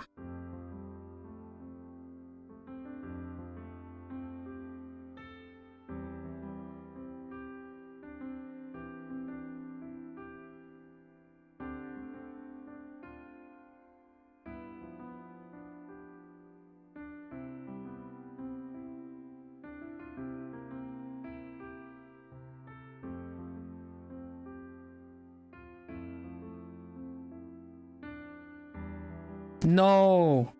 The live replay is not on. No, I forgot to do that. No. Thanks for letting me know. I don't think I can turn it on, can I? Ah. Oh, it says live chat replay.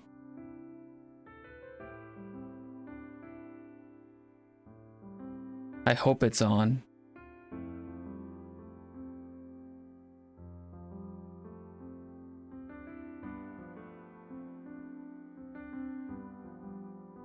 The layer color button the other day and it saved my life. Nice.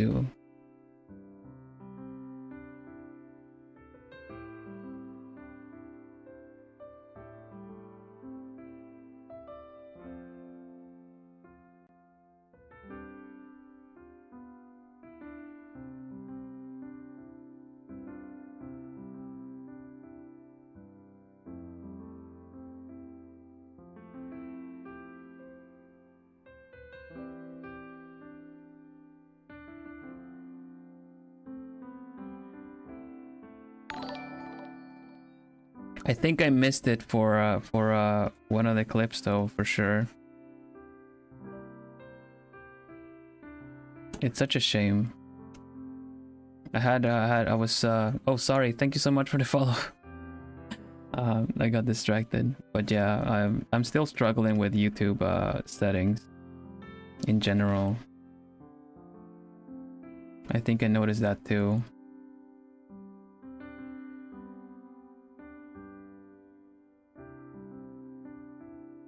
This is how we learn. This is how we grow.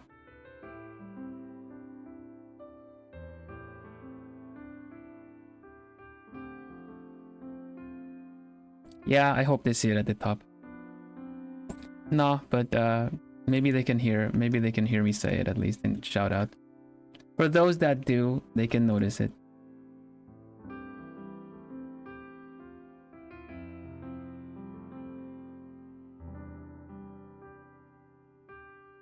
I've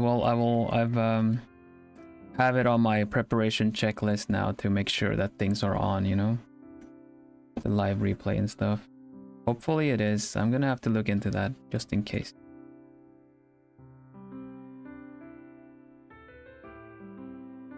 Something I would hope I don't forget anytime is like the chat delay. That would be devastating. That would be devastating. Hello, Sheena. Welcome.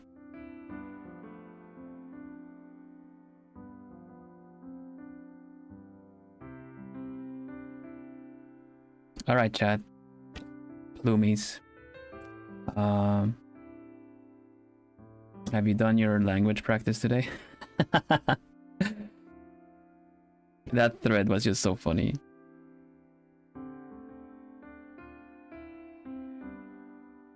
Oh, there was an Indie World Direct? Don't tell me anything. I'm gonna watch it after then.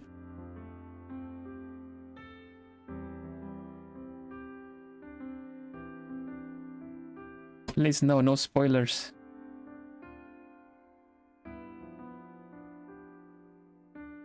No, what you gonna do about it?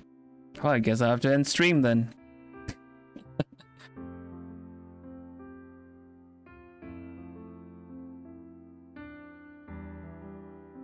Oh, nice, okay.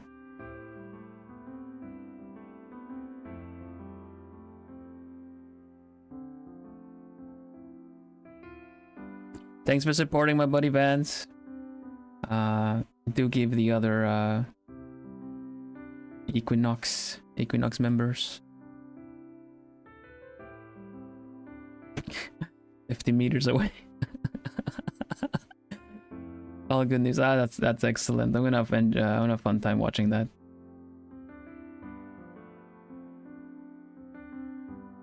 One thing because people were asking about my art in general, right? One thing in general that that boosted that I did, for what it's worth. One thing in general that I did when I actually got better at art was that I pretty much didn't play any games. I was having such a good time with it that it was like straight to the art program.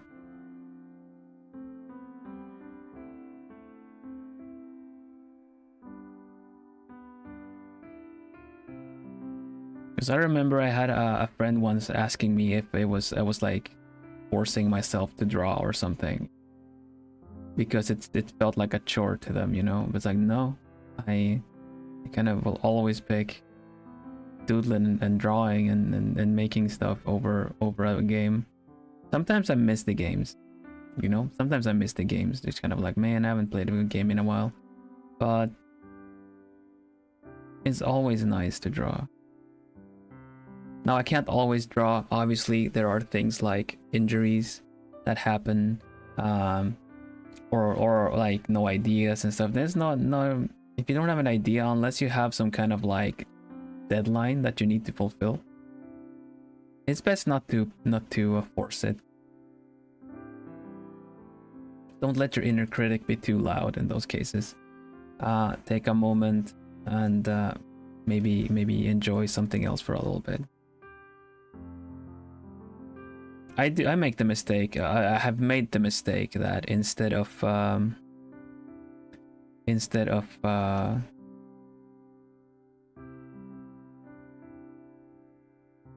made the mistake. Oh, sorry. Let me drink a bit. Consider what I was actually trying to say. I made the mistake that instead of going from creator to consumer, and then I go consume other art, but I still have that idea in the back of my head that's kind of like, you know, why couldn't I draw? Look at all these other people, you know, they can draw. So I was like a bit harsh with myself, honestly, at one point. I'm glad I'm not so anymore.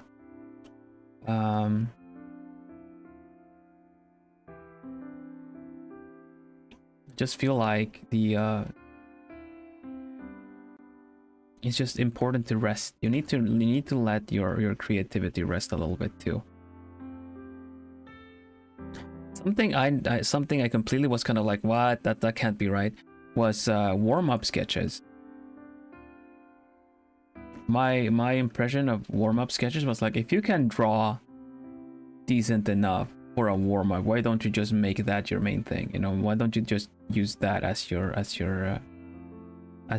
picture that you want to make? But man, then I tried it, and man, it actually works. Doing like a warm-up sketch that kind of has the same vibe as those post-it notes we were talking about,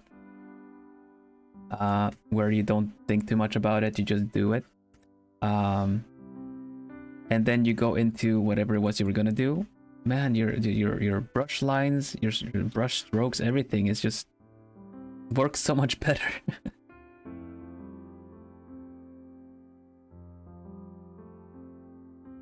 That, and you practice some sketching. That's pretty good. Sorry, I missed it. Have to go eat dinner. Enjoy your dinner, Maisie. Thanks for being around. Yeah.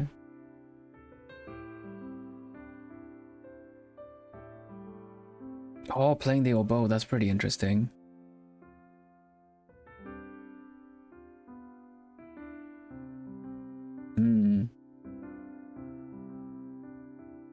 I played the piano when I was younger, but much like languages, I have not practiced the piano in quite a long time, so I wouldn't be able to do much with it. But luckily, it still let me develop a bit of a musical ear and musical kind of touch to it all, you know?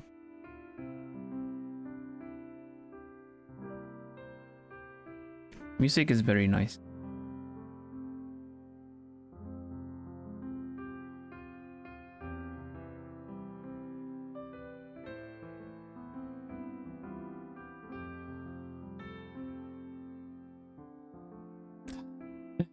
Macy looking out for sus stuff in clips. I wonder if that's just gonna turn into this kind of like gold rush. It's a rare accidentally sussy moment. That'd be funny though.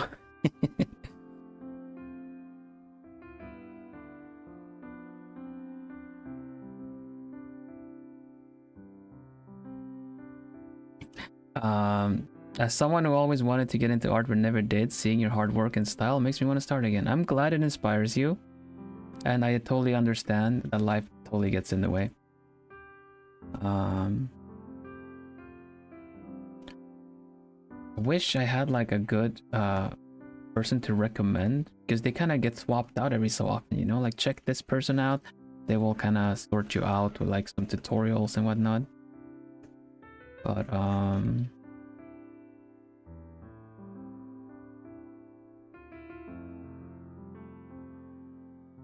nah, VTuber owls have this track record of being intentionally sussy in the violent. What? A track record of one so far. Okay.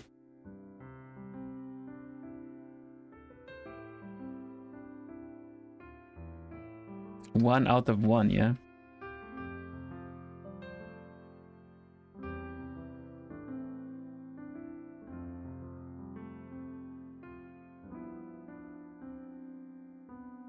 Nice. I'm glad I balanced it out.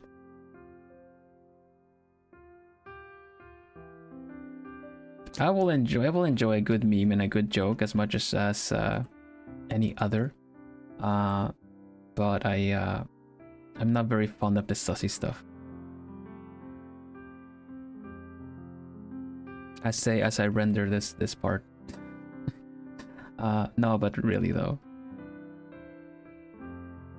I generally don't find it funny.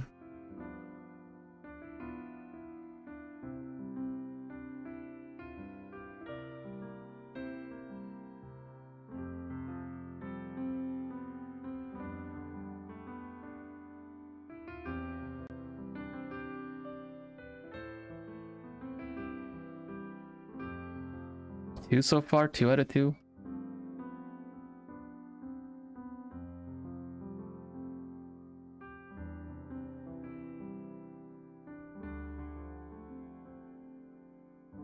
I think it's coming together pretty good. Thank you.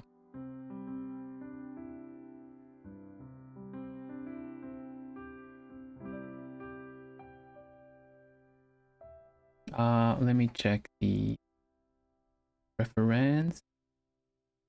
Okay. Okay.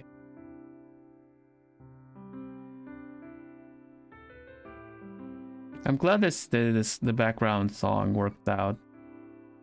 I thought it was gonna be repetitive, but I'm enjoying it. To each their own. Yeah, no, exactly.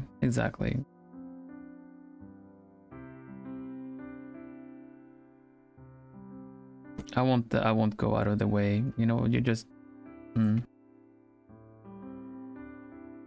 So pretty. What you render all day. Thank you. Let's put I think we've got enough rendering done that I could like put some color on the skin. Because I have some extra steps to that too. It's gonna look a bit cursed. But that's just for me to make sure that I cover everything. So bear with me. I will I'll just do this.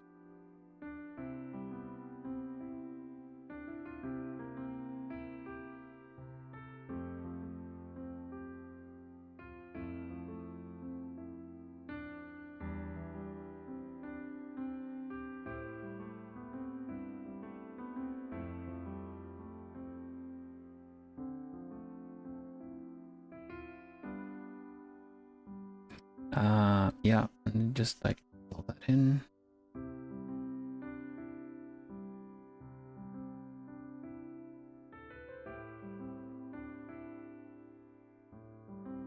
This part is a little bit more messy.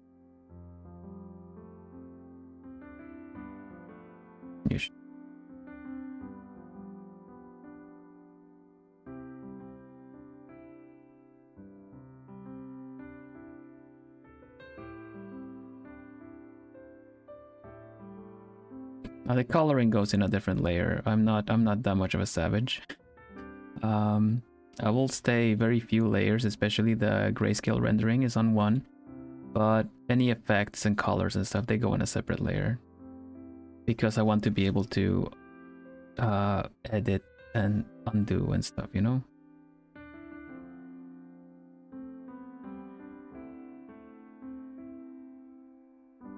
There we go. Those weren't very confident strokes. There we go. Yush, and here comes the slightly cursed bit. That's not too bad, I guess. Luckily, Miel Senpai's eyes are very, very pretty, so they look pretty on their own too. Experience shows in your strokes. Really? I feel like I'm doing a lot of like these extra repeated strokes. But I guess this is essentially my technique. So Miel is a ninja.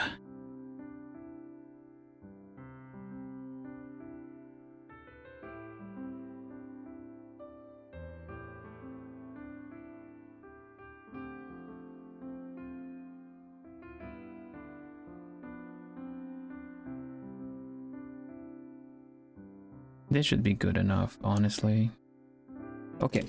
Now we do those layer effects I've talked about. We kind of like set it to, I believe she has a little bit like warmer tone, something like this. Yeah. And in order to, this looks pretty, but it's like missing a little something. First we're just gonna fix this up first. But this is why I do grayscale first. Like we use a layer effect and it just kind of follows everything. The shading is already done, and we just put the color on top of it, and it just kind of, you know, kind of blends in with the rest. Yeah. Now, in order to make this look somewhat like sell the effect that it's healthy skin, blushed and everything, we tan the bear. Use a little bit of pink. This is a Bob Ross moment. Now in order to make it look vibrant, we just used a little dash of pink. Just around the edges right there. Just around the edges. And in the shadows, because you know there's blood flowing in the skin to keep it warm, so it naturally blushes a bit.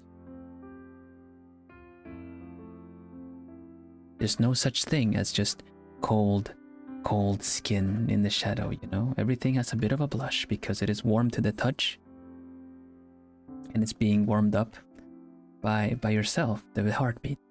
Okay, that's a Bob Ross moment for you.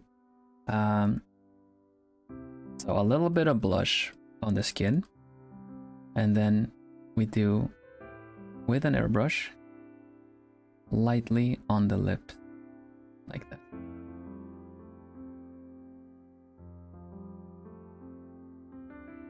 And then just to be safe, I'm gonna do another layer, and I'll put her blush in on her cheek, like that.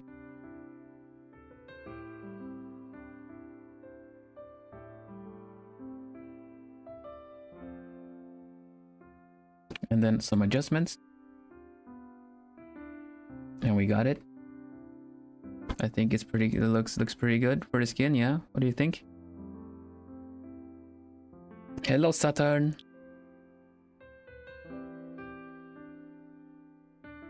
When it's a Bob Ross style stream, I'll have to plan that. It would be really fun though.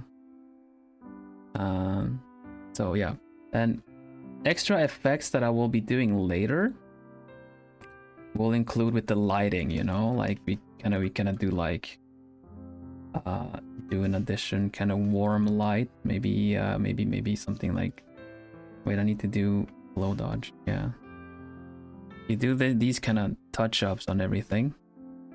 You can actually leave it there, why not?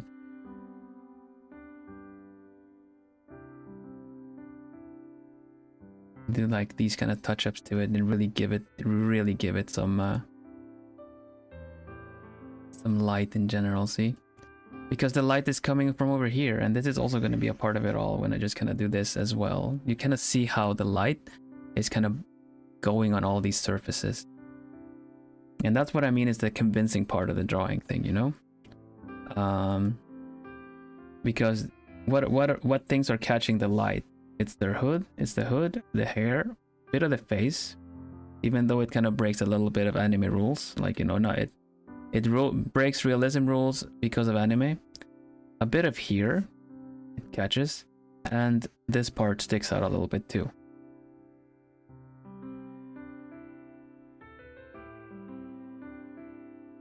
So that's kind of that's a thing. Something worth mentioning. I've gotten the question already a couple of times, I think, how long I've been drawing for. It's really hard for me to say. I've been drawing for a very long time. But something worth mentioning is that I'm self-taught. Like I've sought out the information via other people that teaching it, by books, by magazines, digital scans of the magazines and stuff, you know.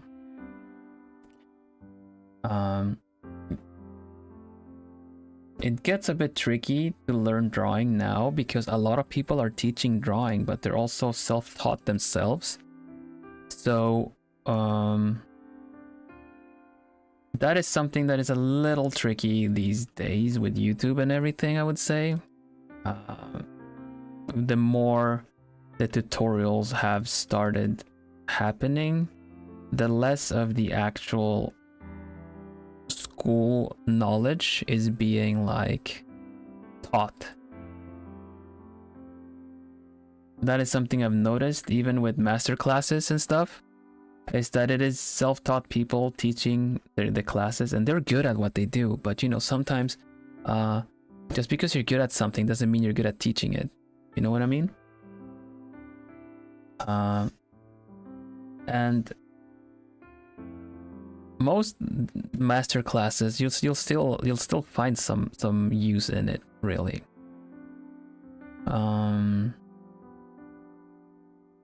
But yeah,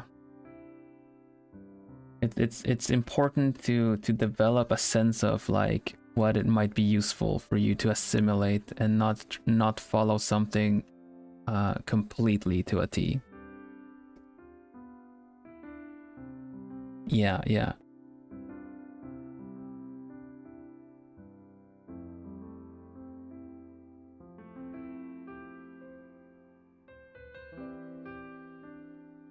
Well, we can leave this as this right now. For now, like, we'll keep rendering a little bit more. Oh, actually, you know what is something else we can put color on, just to kind of start putting a little bit more color on the whole thing, is the ribbon. This is a very, I just grabbed straight up like red color. So this I'm gonna modify in a second, you know, because this is a little too vibrant red with nothing in it kind of color, you know. And Miel has this kind of bit more desaturated, almost cherry red. Art is really good though, Will. Thank you. I'm glad you think so. I got the motto question asking if I would be considering doing like art teaching streams and stuff. I don't know. So it's easier for me to like maybe teach you something if there's a specific question about it. Like what we talked about light and color theory today. So yeah. Speed comes with you being comfortable in your process. Not always though. Not always. Sometimes the processes are slow, but the results are amazing. So then you shouldn't really question that either, you know?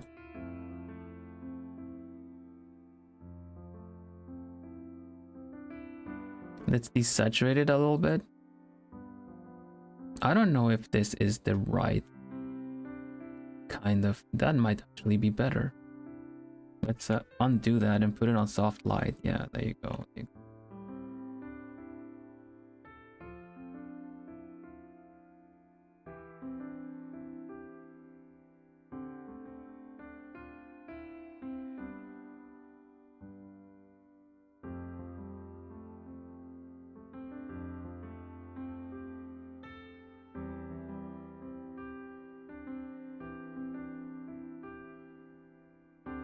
have to wait with this.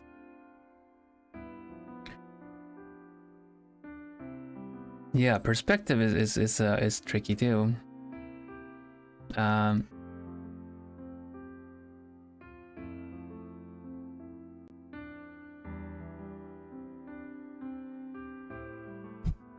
It's about time to head for work. Okay. Might be going for like another hour or so, but thank you so much for being here, Gudao.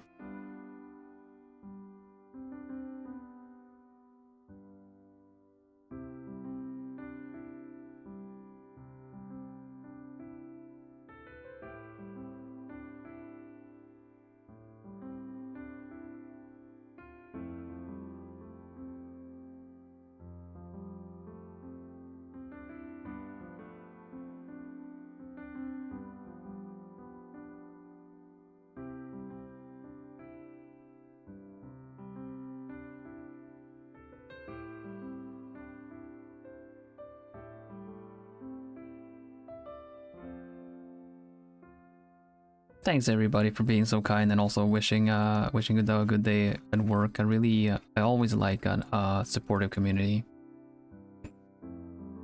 Man, your vibe is so chill. You maybe do art as well. I like that. I like that. It's chill but productive, you know? I like the comfy vibes. They're very inspiring.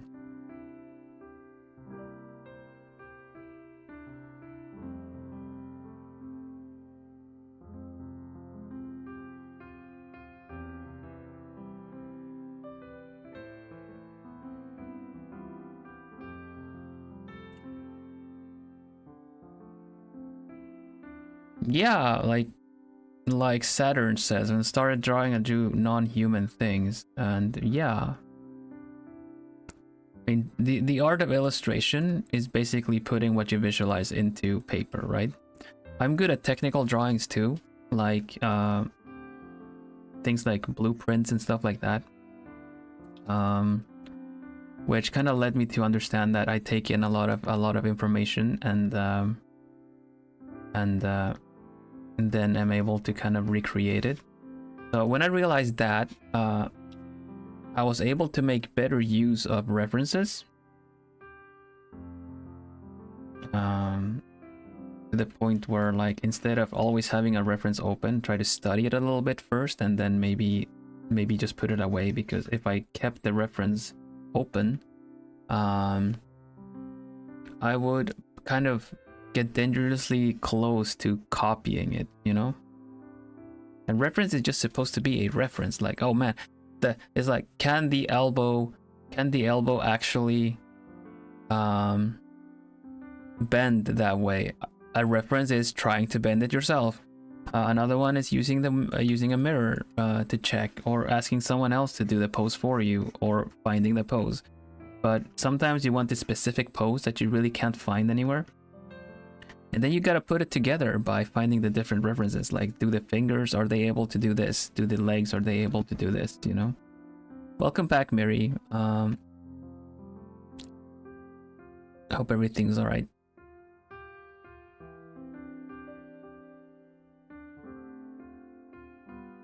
Drawing models from life. The best part of art school for me. Help a lot. Yeah. I agree.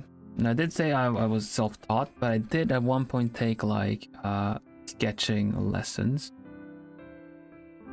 It was very chill. I don't know if I really learned a lot, but if anything, it put me on, like, it sat me down on a chair and I was supposed to draw from life. At the time I was in a hurry to get better, so I never really did the studies. I still don't really do studies the way a lot of people might talk about doing studies, you know? I kinda, my method is a little Spartan in the sense that if I want to learn something, I try to plan a picture or a concept or a pose around it. That's how I'm comfortable with hands, I think. Like, I'm no expert if that is the cause and effect and stuff, but I believe that is the case. I believe it's a case of making a study around, like, if I want to draw sunsets, then I include a sunset in a picture. If I want to learn how to do that kind of stuff. It's a bit it's a little bit like learning by doing, and it's not always good. Admittedly, I just know that is how I do it.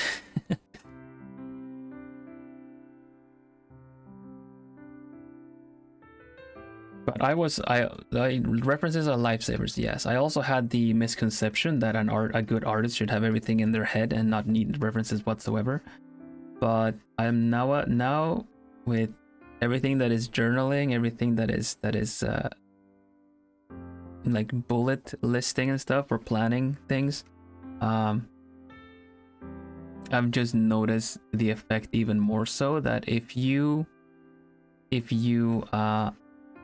have a reference like a list or something, then you don't need to keep it in your head. It doesn't need to occupy headspace, and then your head won't have to work at like limited resources because it has to keep track of everything, you know. If you somehow, and it can be something you've drawn too. I've done that. I've drawn my own references for a lot of things, you know. For certain characters that I wanted to do, I realized that, man, I cannot understand this thing, and then I kind of draw that thing for a character I like, and then I can use that as a reference, like almost like a character sheet. It's just really good, because then your head can work at full capacity or not be limited by needing to keep track of certain things. You don't notice it. It's like a background process, you know, but it's like opening the task manager and closing some stuff down. I appreciate it. I notice myself getting less like tired in the evenings and stuff if I've been trying to keep track of a lot of things in my head.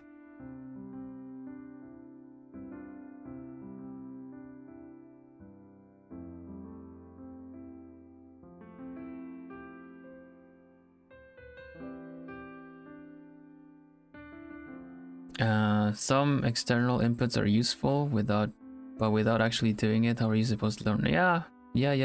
Some external or internal? Eternal inputs. Yeah. No, I get it. It's important.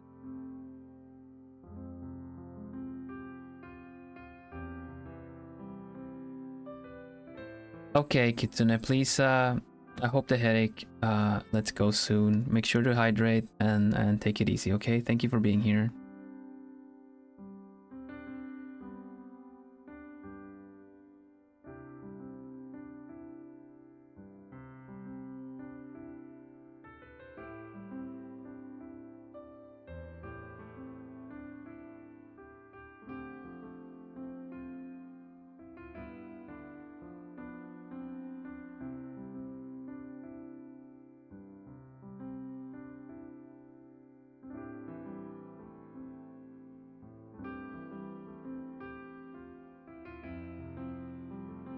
Painkillers are a good idea. First, you can try hydrating and resting a bit.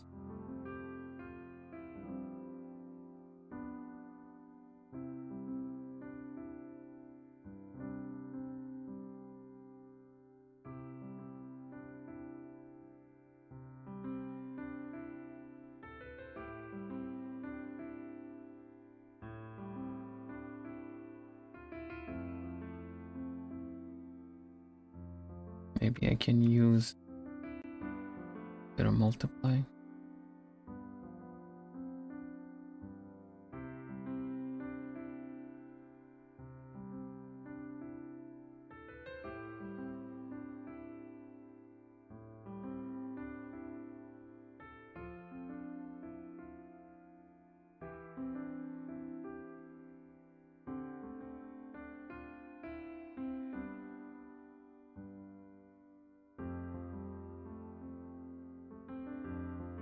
Ish, okay, that looks good. Making a lot of progress today, gosh. I'm happy. I can make progress while also keeping like talking with everyone.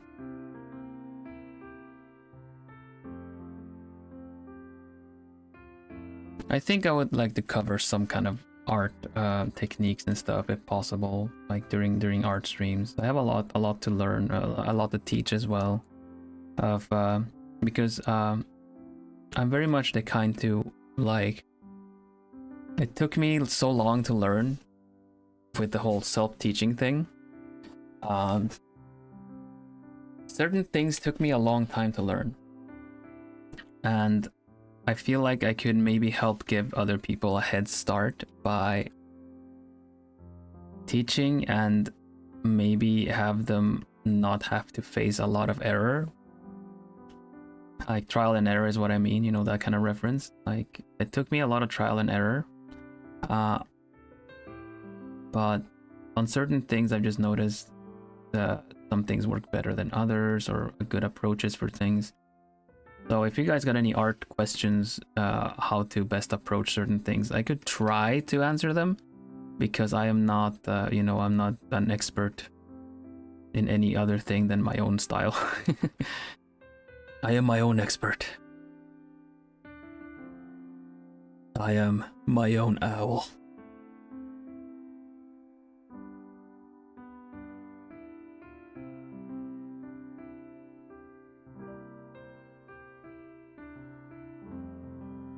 But no, for real, I can try, you know, but keep in mind that it's just the way I do things, and I'm self-taught, so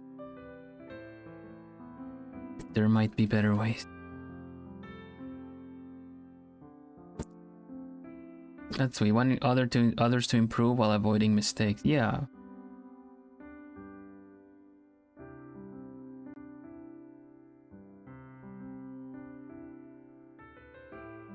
But I think for me, I think it's also important that I highlight what the mistakes, what the lesson was, you know?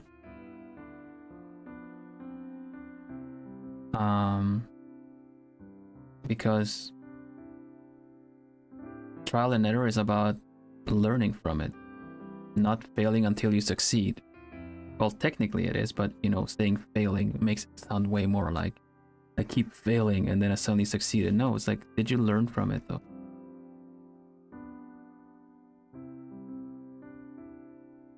So it's important to teach the lesson. I've said I think it's important, and I'm sure you guys have noticed. I will say, I'll talk about I do this, I did that, I feel like, and I do this, and whatever, you know. It's from my point of view. I don't like talking in absolute truth, because in a world full of stories,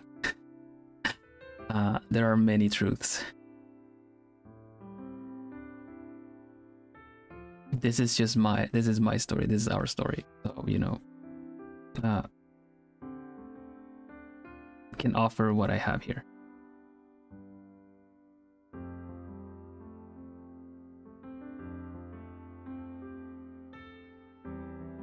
Nice one.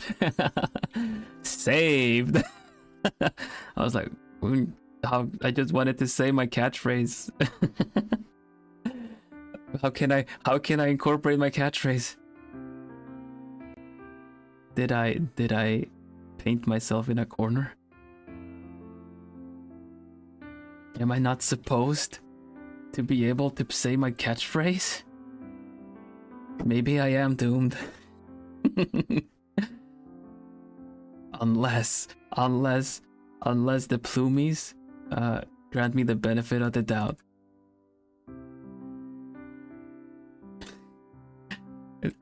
It did it. They said the thing.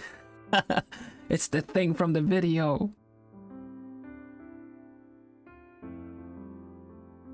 Plucking our heartstrings so easily. It's because you pluck mine.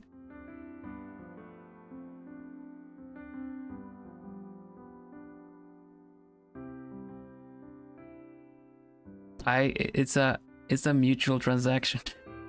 What is this? Some sort of Batman versus Superman? Tell me. Oh wait. Is that gonna be me on an Uno collab tomorrow? Tell me. Do you bleed?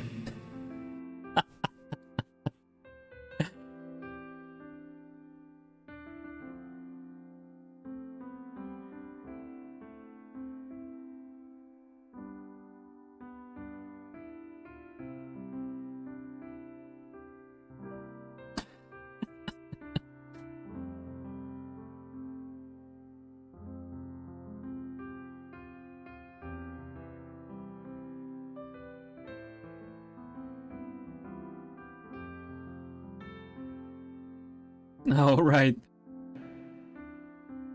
Do you have a yellow 5?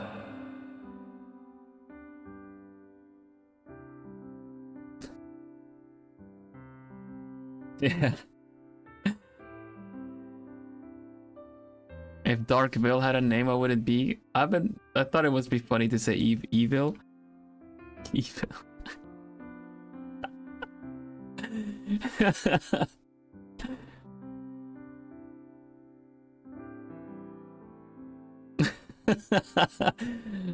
Evil. It's my dark altar person. Get out. Right. Thank you. Thank you well. Tot ziens.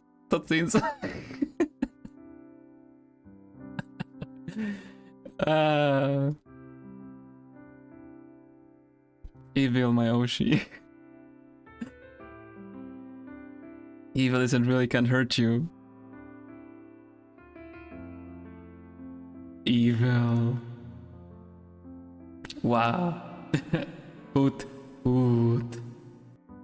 I can't do my voice that low. Hoot. I can't do like who. Luma touch exit.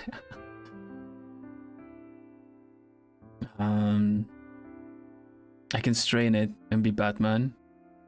Like who has like tomorrow? Who has the yellow 5? Where is it? Where's the yellow 5? Menacing hooting.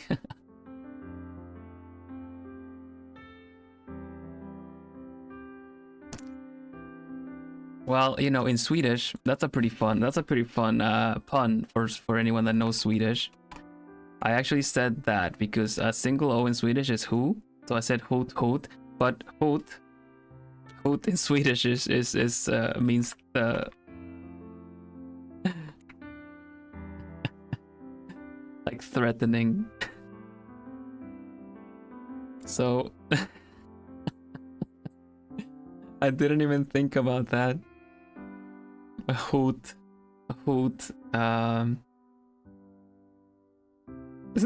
So hoot is threat. In Swedish, yes.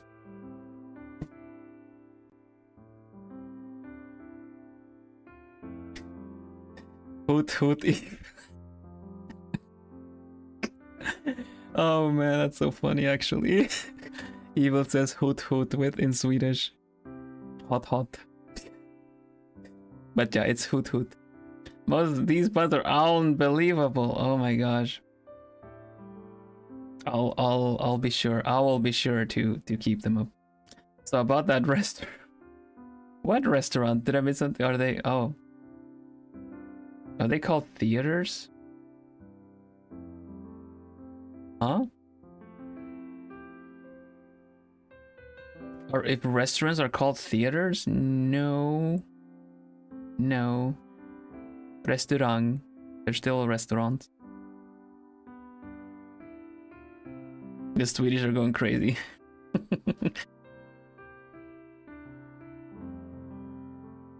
You'd make a certain VTuber artist proud with these ones. A certain? You're making this one. Oh, wait. You mean the other one? The other one, the elder one.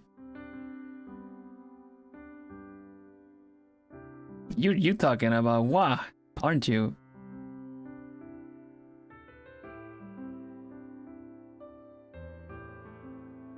Oh, threater. Oh, sorry, I didn't think about that. Sorry, I just saw it now. Sorry, keeping up with chat, I don't really read all the words really super.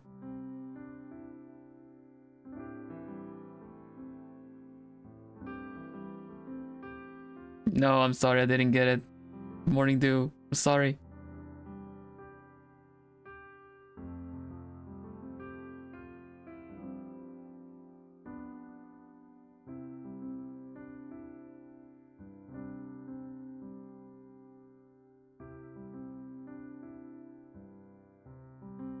But yeah, Ponsa. Joke on Hooters. Oh, yeah. No, sorry. I did that. That's so American. I never make the connection.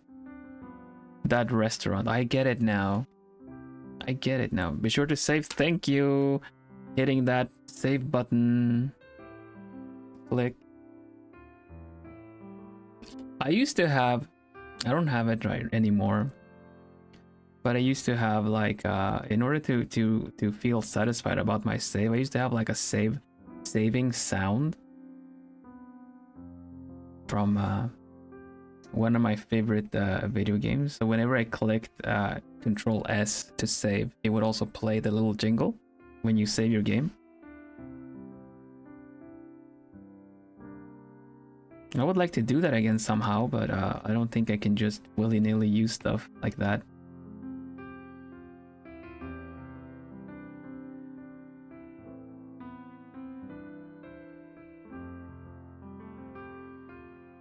But you could.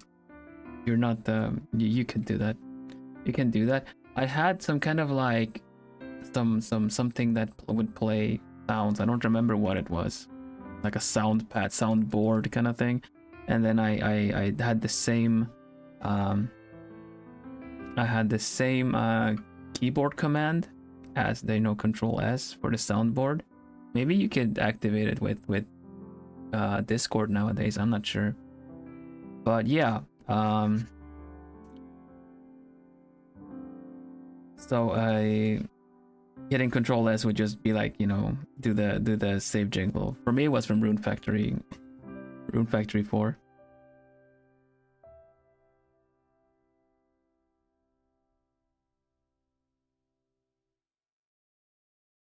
Say hoot hoot with Riz. I got a question on the motto that says that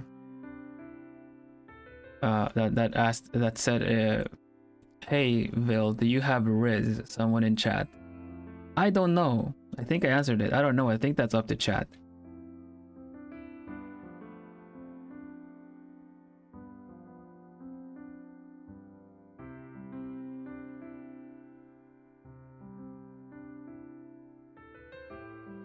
It's like I'm fine either way, but I think that's still up to you guys. Punja Master.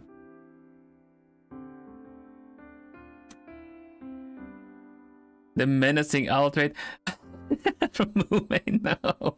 Uh-oh. What a combination, huh?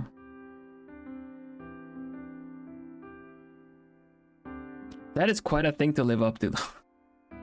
I feel like you have a lot of unintentional risk. Oh. Yeah, maybe.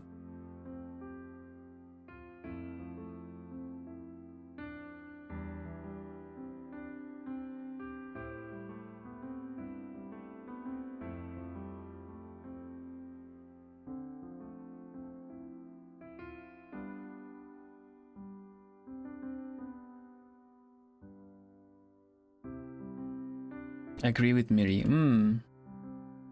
This is best when unintentional, I find. I just like like one of my mottos, one of my life mottos is credit where it's due. We go through life a lot, almost avoiding getting scolded, almost avoiding messing up. But not often you hear that, when you do a good job. And I think that's a shame. So I've adapted credit where it's due, and I'd be sure to tell people that they're doing a good job. And I don't know if that is Riz or not, but I like to also express that my gratitude for you guys being here and how sweet you are. Because you are. And you don't have to be here, but you are. And that'll always move me and make me feel very appreciative of it.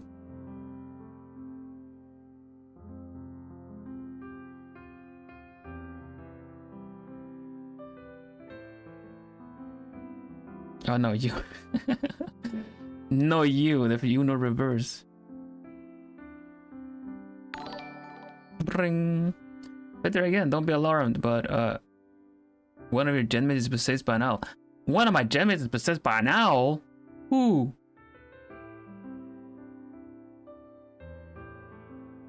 Oh, you guys want that one? You want that one live? All right. Thanks so much for the donation. I will. I'll do that for you live because I feel like that would be fun.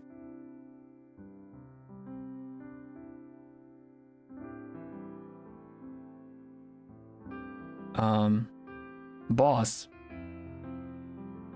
It seems someone in chat is possessed by an owl. Need to be ready with it. Someone in chat is possessed by an owl? Who?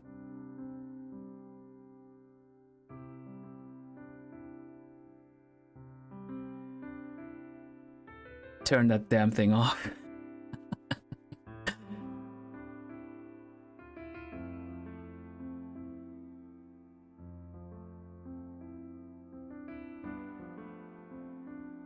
Who? Yeah, who?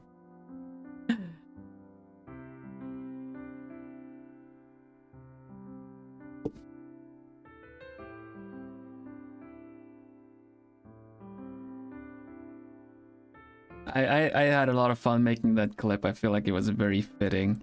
Shout out to my boy Ambrose that sent me that as once we knew what animals we were.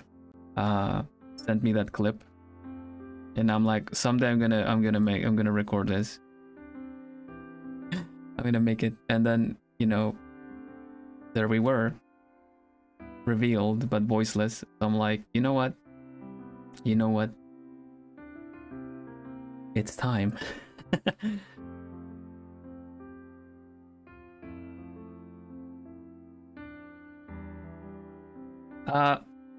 For the sake of the picture, we still have a lot to add and fix and stuff. But for the sake of the overall feel of the picture, how about we put colors on everything and then we kind of turn the colors off as we improve on them.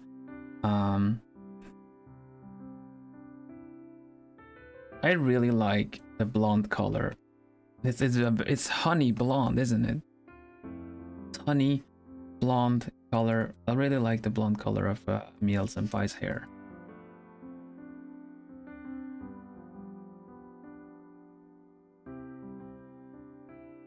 Let's say we put some hair color in, the ribbon and the buttons, and maybe the beige of the hood to kind of bring it together, and then we can still fix the we can do all the extras, the details on Saturday.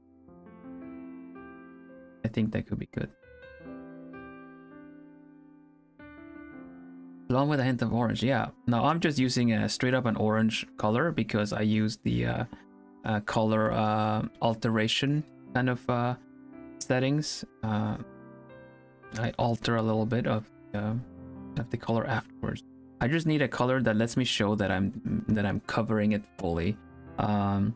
Because if I just kind of go like this, then there will be spots like these that I missed, and then it's not gonna look that good.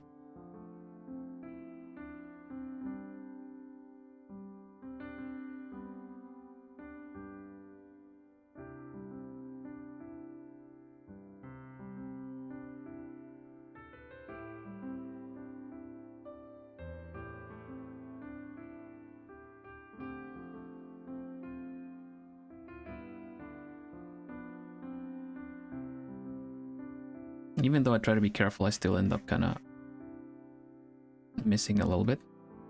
But that's fine because the end result is kind of generally very, very kind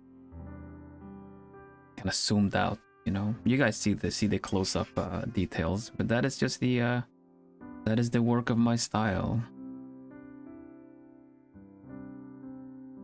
I'm really glad you enjoy oh. There you go.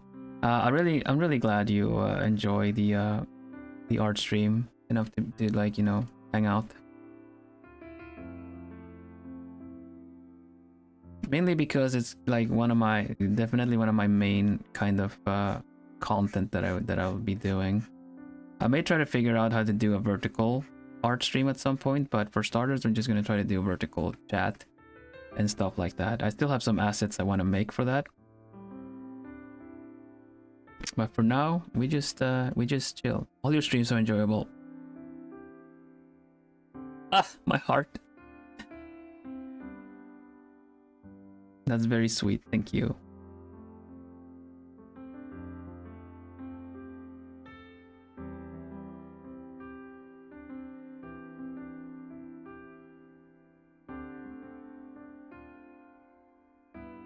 I would never let a compliment go unthanked. Thank you so much. It means a lot. No, thank you.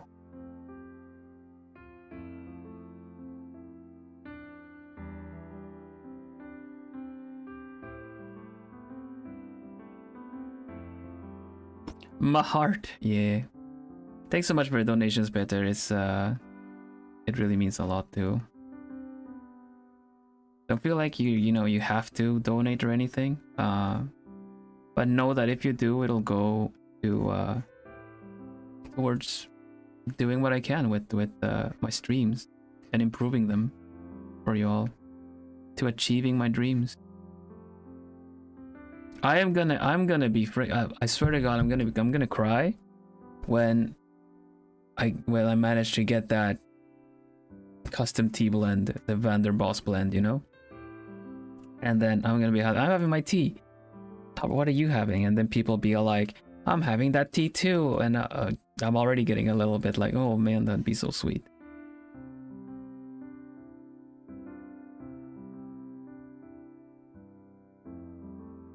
It'd be so nice.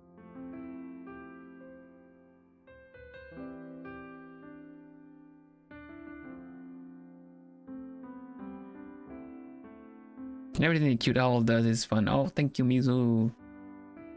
Speaking of Mizu, I friggin' need to drink a little bit.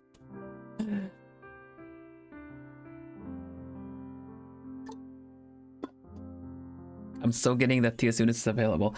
I'm making that tea as soon as it's possible. Don't worry, you will know.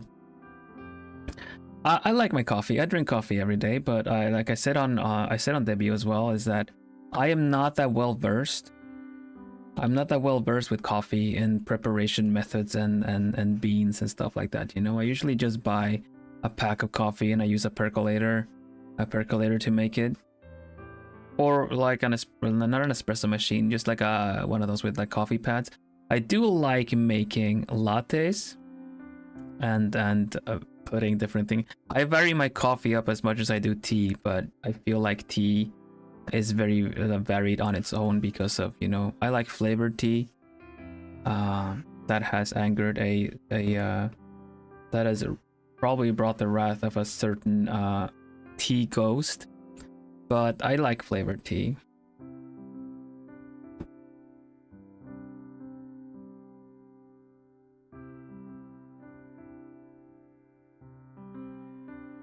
Okay, this is a very glowy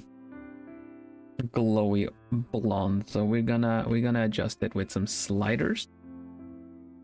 First of all, her blonde, actually, with my reference that I have, it's a little bit towards like here, and maybe a little bit less saturated, actually by a lot.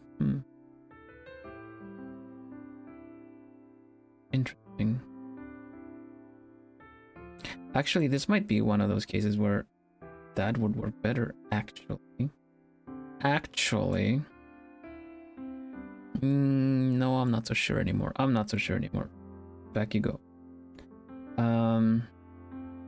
One effect one can do for grayscale drawings is using a gradient map.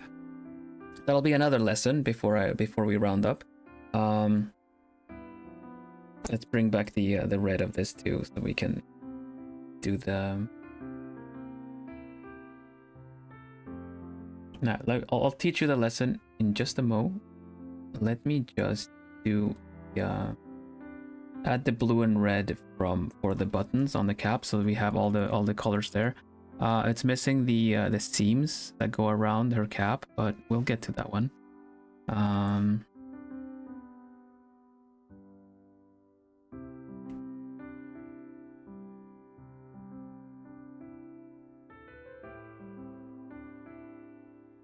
something like that, I guess. Yeah. Okay, what I was saying, a gradient map. You might think it has something to do with, you know, the gradient colors and stuff that goes from one color to another. I can't show it with my setup as it is, but basically, a gradient map is a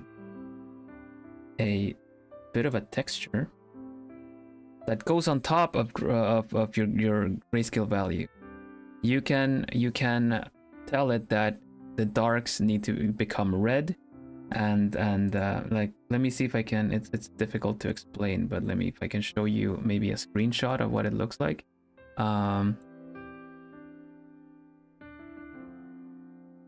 It's just a quick little get together, like through what it is. So this is what the menu of a gradient map looks like.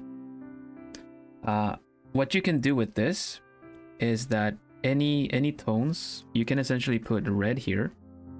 You can put like yellow in this area, and then you can put blue here. So then anything that is around this level of whiteness will be turned blue, and anything that is here will be turned red, and anything yellow, and anything that is like almost black will be that kind of red. You see these kind of tones here? It's gonna essentially color my grayscale into this kind of thing, into a sunset style thing. Look, let me put one in. Let me put that exact one in with the sunset. See? Now the gray in the back became whatever was like on this area here, and the picture gets all of this kind of effect now.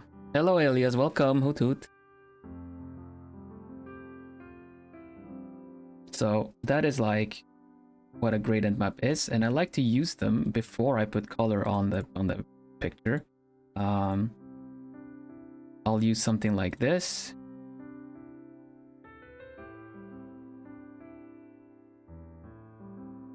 And then it kind of gives it a completely different warm to cool effect, right?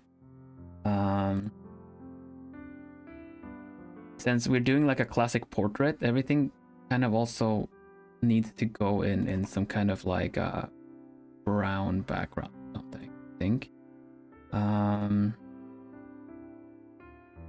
Something like this. And also, and I think it looks cool. Thank you.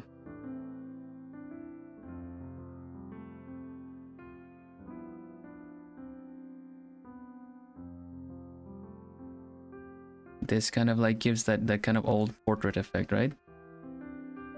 Just putting some slightly brown tone or something in the back.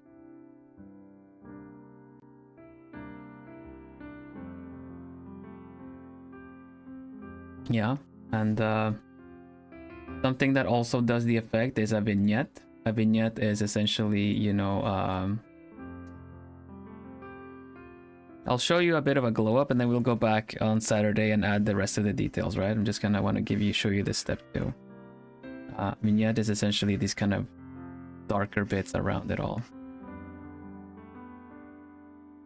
Leave something for Friday, Saturday, Vil. If we finish, we start at something else. We just go into the next thing. But yeah, I like how quick you can actually just get to these kind of glow ups and make it look cool, you know?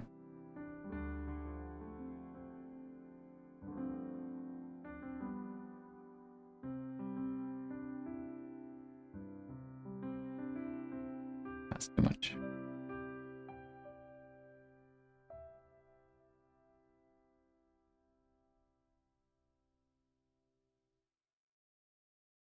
So yeah, we're gonna leave it at this.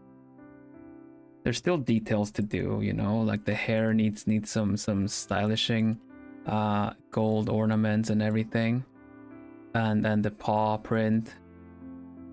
But yeah,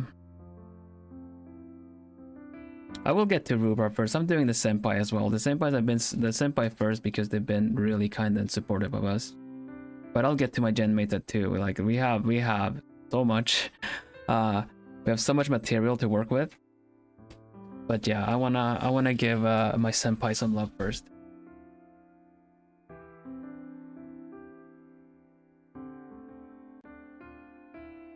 So we'll leave it at this for now. Sorry you joined in at the end of it all, Alias, but at least you got to catch it live too, yeah?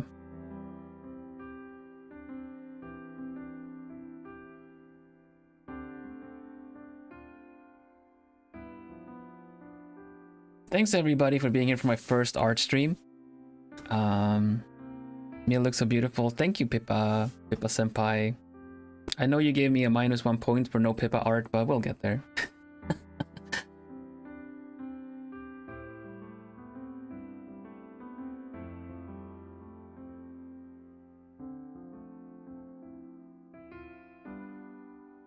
Yes, I did my research.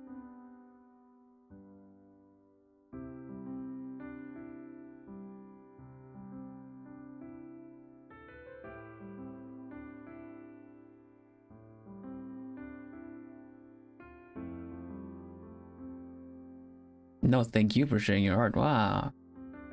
They all knows all. Did you do your Duolingo today, Pippa senpai?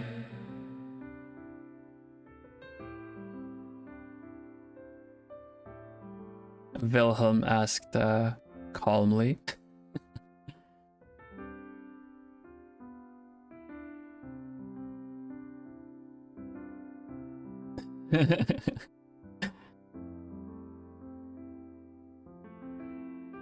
Evil sees.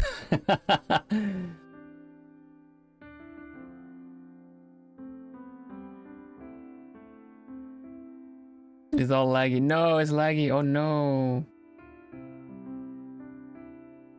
Evil, my beloved. I'm gonna head pat. I believe Evil will also enjoy head pats. He just has very strong opinions about doing language courses. Nah, it's not a different me. It's me still, of course. I'm not gonna be splitting it.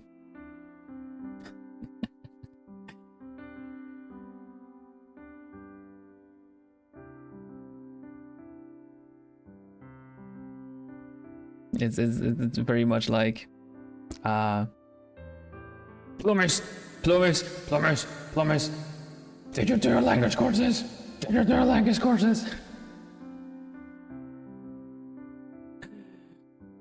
Wilhelm asked calmly.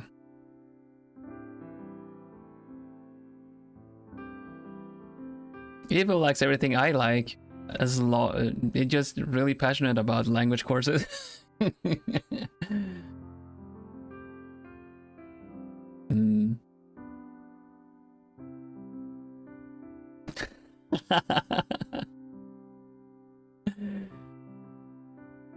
Mm. Did you put your artwork in the... Yeah, it has that vibe, doesn't it? Evil is me though, but I think it's funny. That means if we ever... Oh no, that's true. Be like, let's do a comfy cozy. Let's play some Shashingo Plumies. Plumie feels.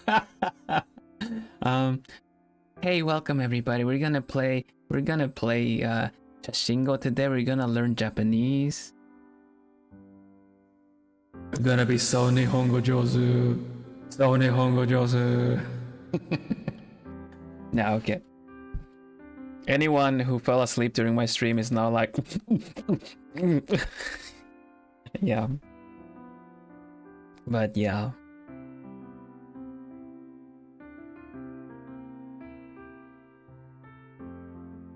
Duo is in fact an artist, except the fact he practices the art of war. That's fine though, because I am quite a veteran in the war of art. So I'm sure I'm sure I can take him.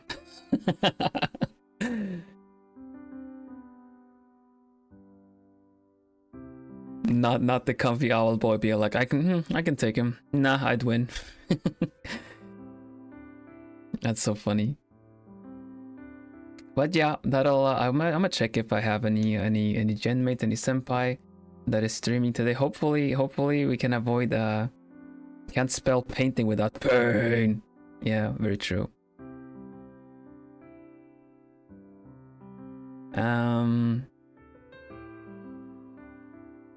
Do I have anyone? No. Is anyone gonna start like at 6 or something? Like in a couple of minutes? All right. Well, let's do Kohaku. We can chat for a little bit. Kohaku. Yeah, he likes to eat my lunch.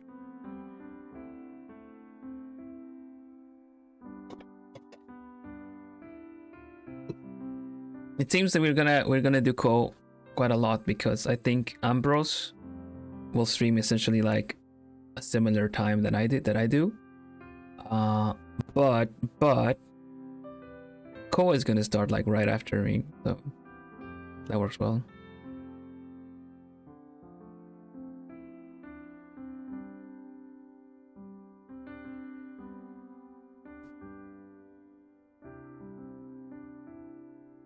Let's say he knows a little bit more about fighting than you do, pal, because he invented it. Oh, damn. Okay.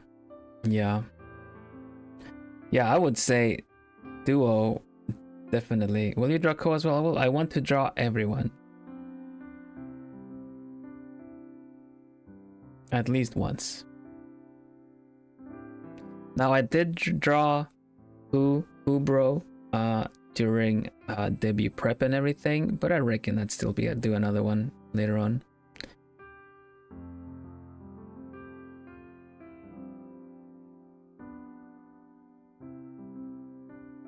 That means you included. Oh, does it now? Do I have anything of myself?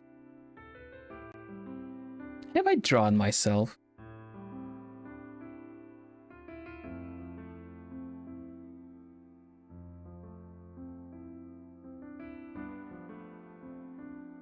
I do have a picture I started. Do you want a sneak peek?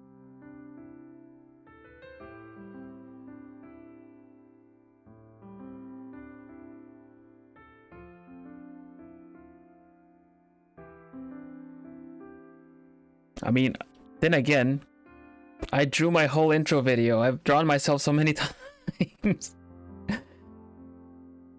Alright, let's have a little sneak peek then. It's because I really want a picture done like this, so you know, before any commissions and fan art, I've just oh dang, true, yeah, I've drawn myself multiple times. But yeah, I started drawing this because of yes, I really wanna see this be a thing. Let's see. It's when my hair is down, or on the side at least. It's not tied up in the back.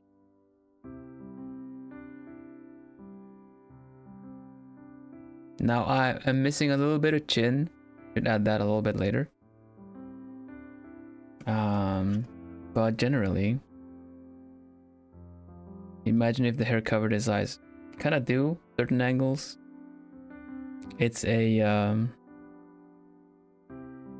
it's a blind angle between my eyes.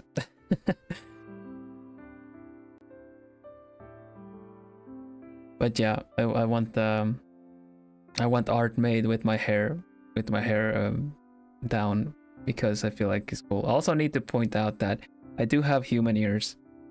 They're just covered by the hair, tied up in the back. And I'll make sure to show you that I have human ears. If you check the reference sheet, you see about how long my hair is.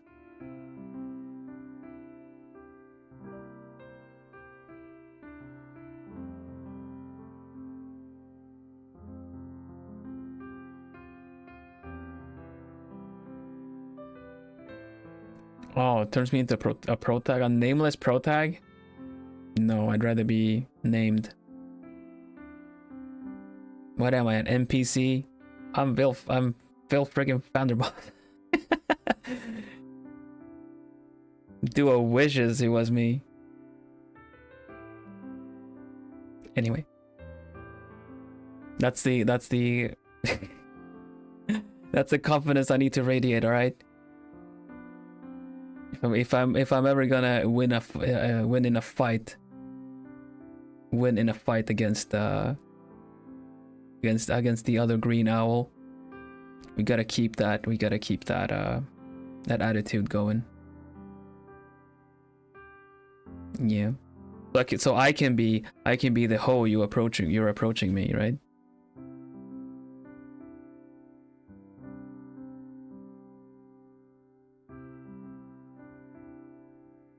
The fun thing about Evil is that we can meet in the middle, so to say. Wait, actually, now that it's the end of the stream, I may as well do this. Yeah, I'm gonna keep the other one for art streams. I think it worked pretty well. But yeah, foolish words, owl. It doesn't have the echo though.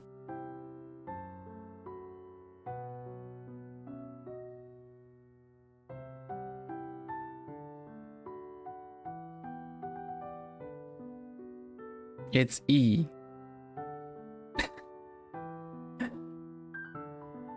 E. Kambokum. But yeah, thanks everybody. Make sure to keep track of the time tomorrow for the Equinnox collab. That's gonna be really fun. You check the schedule right there. It is at the same time as my my debut was, if that means anything. That'll be the Uno collab tomorrow. Then I'll be roosting. I need some rest. I've been a busy owl. I need to hit the gym. I'm looking forward to working out a bit. So that'll be Friday for sure. And then we can do a bit more art stream on Saturday. If I don't catch you on the Unox collabs, because I'm probably going to be a bit busy with the actual collab, but I am going to be streaming my point of view. But be sure to check out everyone else as well of the Equinnox. I get along with them very well. They're my brothers in Globie, and yeah, and please look forward to Solstia in the weekend. Their debuts are sure to be really cool. I'm looking forward to it as well. I can't stream before their debuts on Friday, but I will be there. So I hope I will tweet it out so that any plumies that can go support Kiri and Bonnie. Yeah, it's gonna be fun, right? It'll be fun collab. So excited for tomorrow. Yeah. Was it Maisie? Yeah, Crazy Maisie was looking for anything clip worthy. That ought to be the one. Yeah, look forward to that. That's later tomorrow. But yeah, that is coming up. Uno's Crazy is gonna be so fun. Okay. Let's see. Is Ko going? Is Ko going, or is Yoma Kohaku? There we go.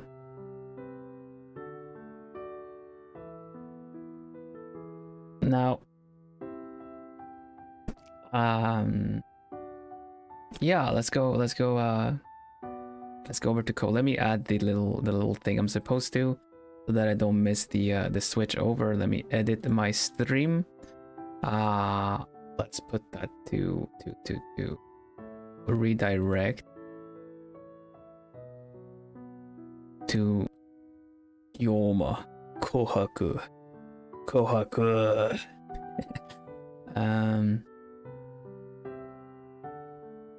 There we go.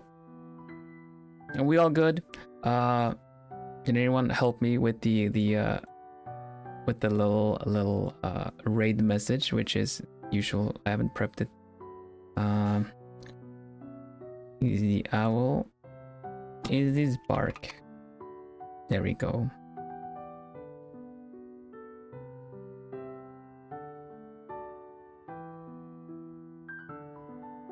There you go. Go threaten him in Swedish. Hoot hoot. Yeah. And thank you all again. Hootsu, hootsu, hootsu, and hoot hoot. And everyone stay lovely. But then again, I'll keep reminding you that you always have been since day one. It's nice to meet everyone that just made it here for the first time. Check out my shorts, check out my other video stuff, and check out my genmates. We will go to Kohaku. He's a very cool dude. He's very wholesome. And he's my homie. Thank you for stream. You welcome. You welcome. Welcome, Seal. I'll see you, Hutsu. Hutsukare-sama deshita. I don't even know how to say that. And yeah. See you tomorrow. Bye bye. Hoot hoot.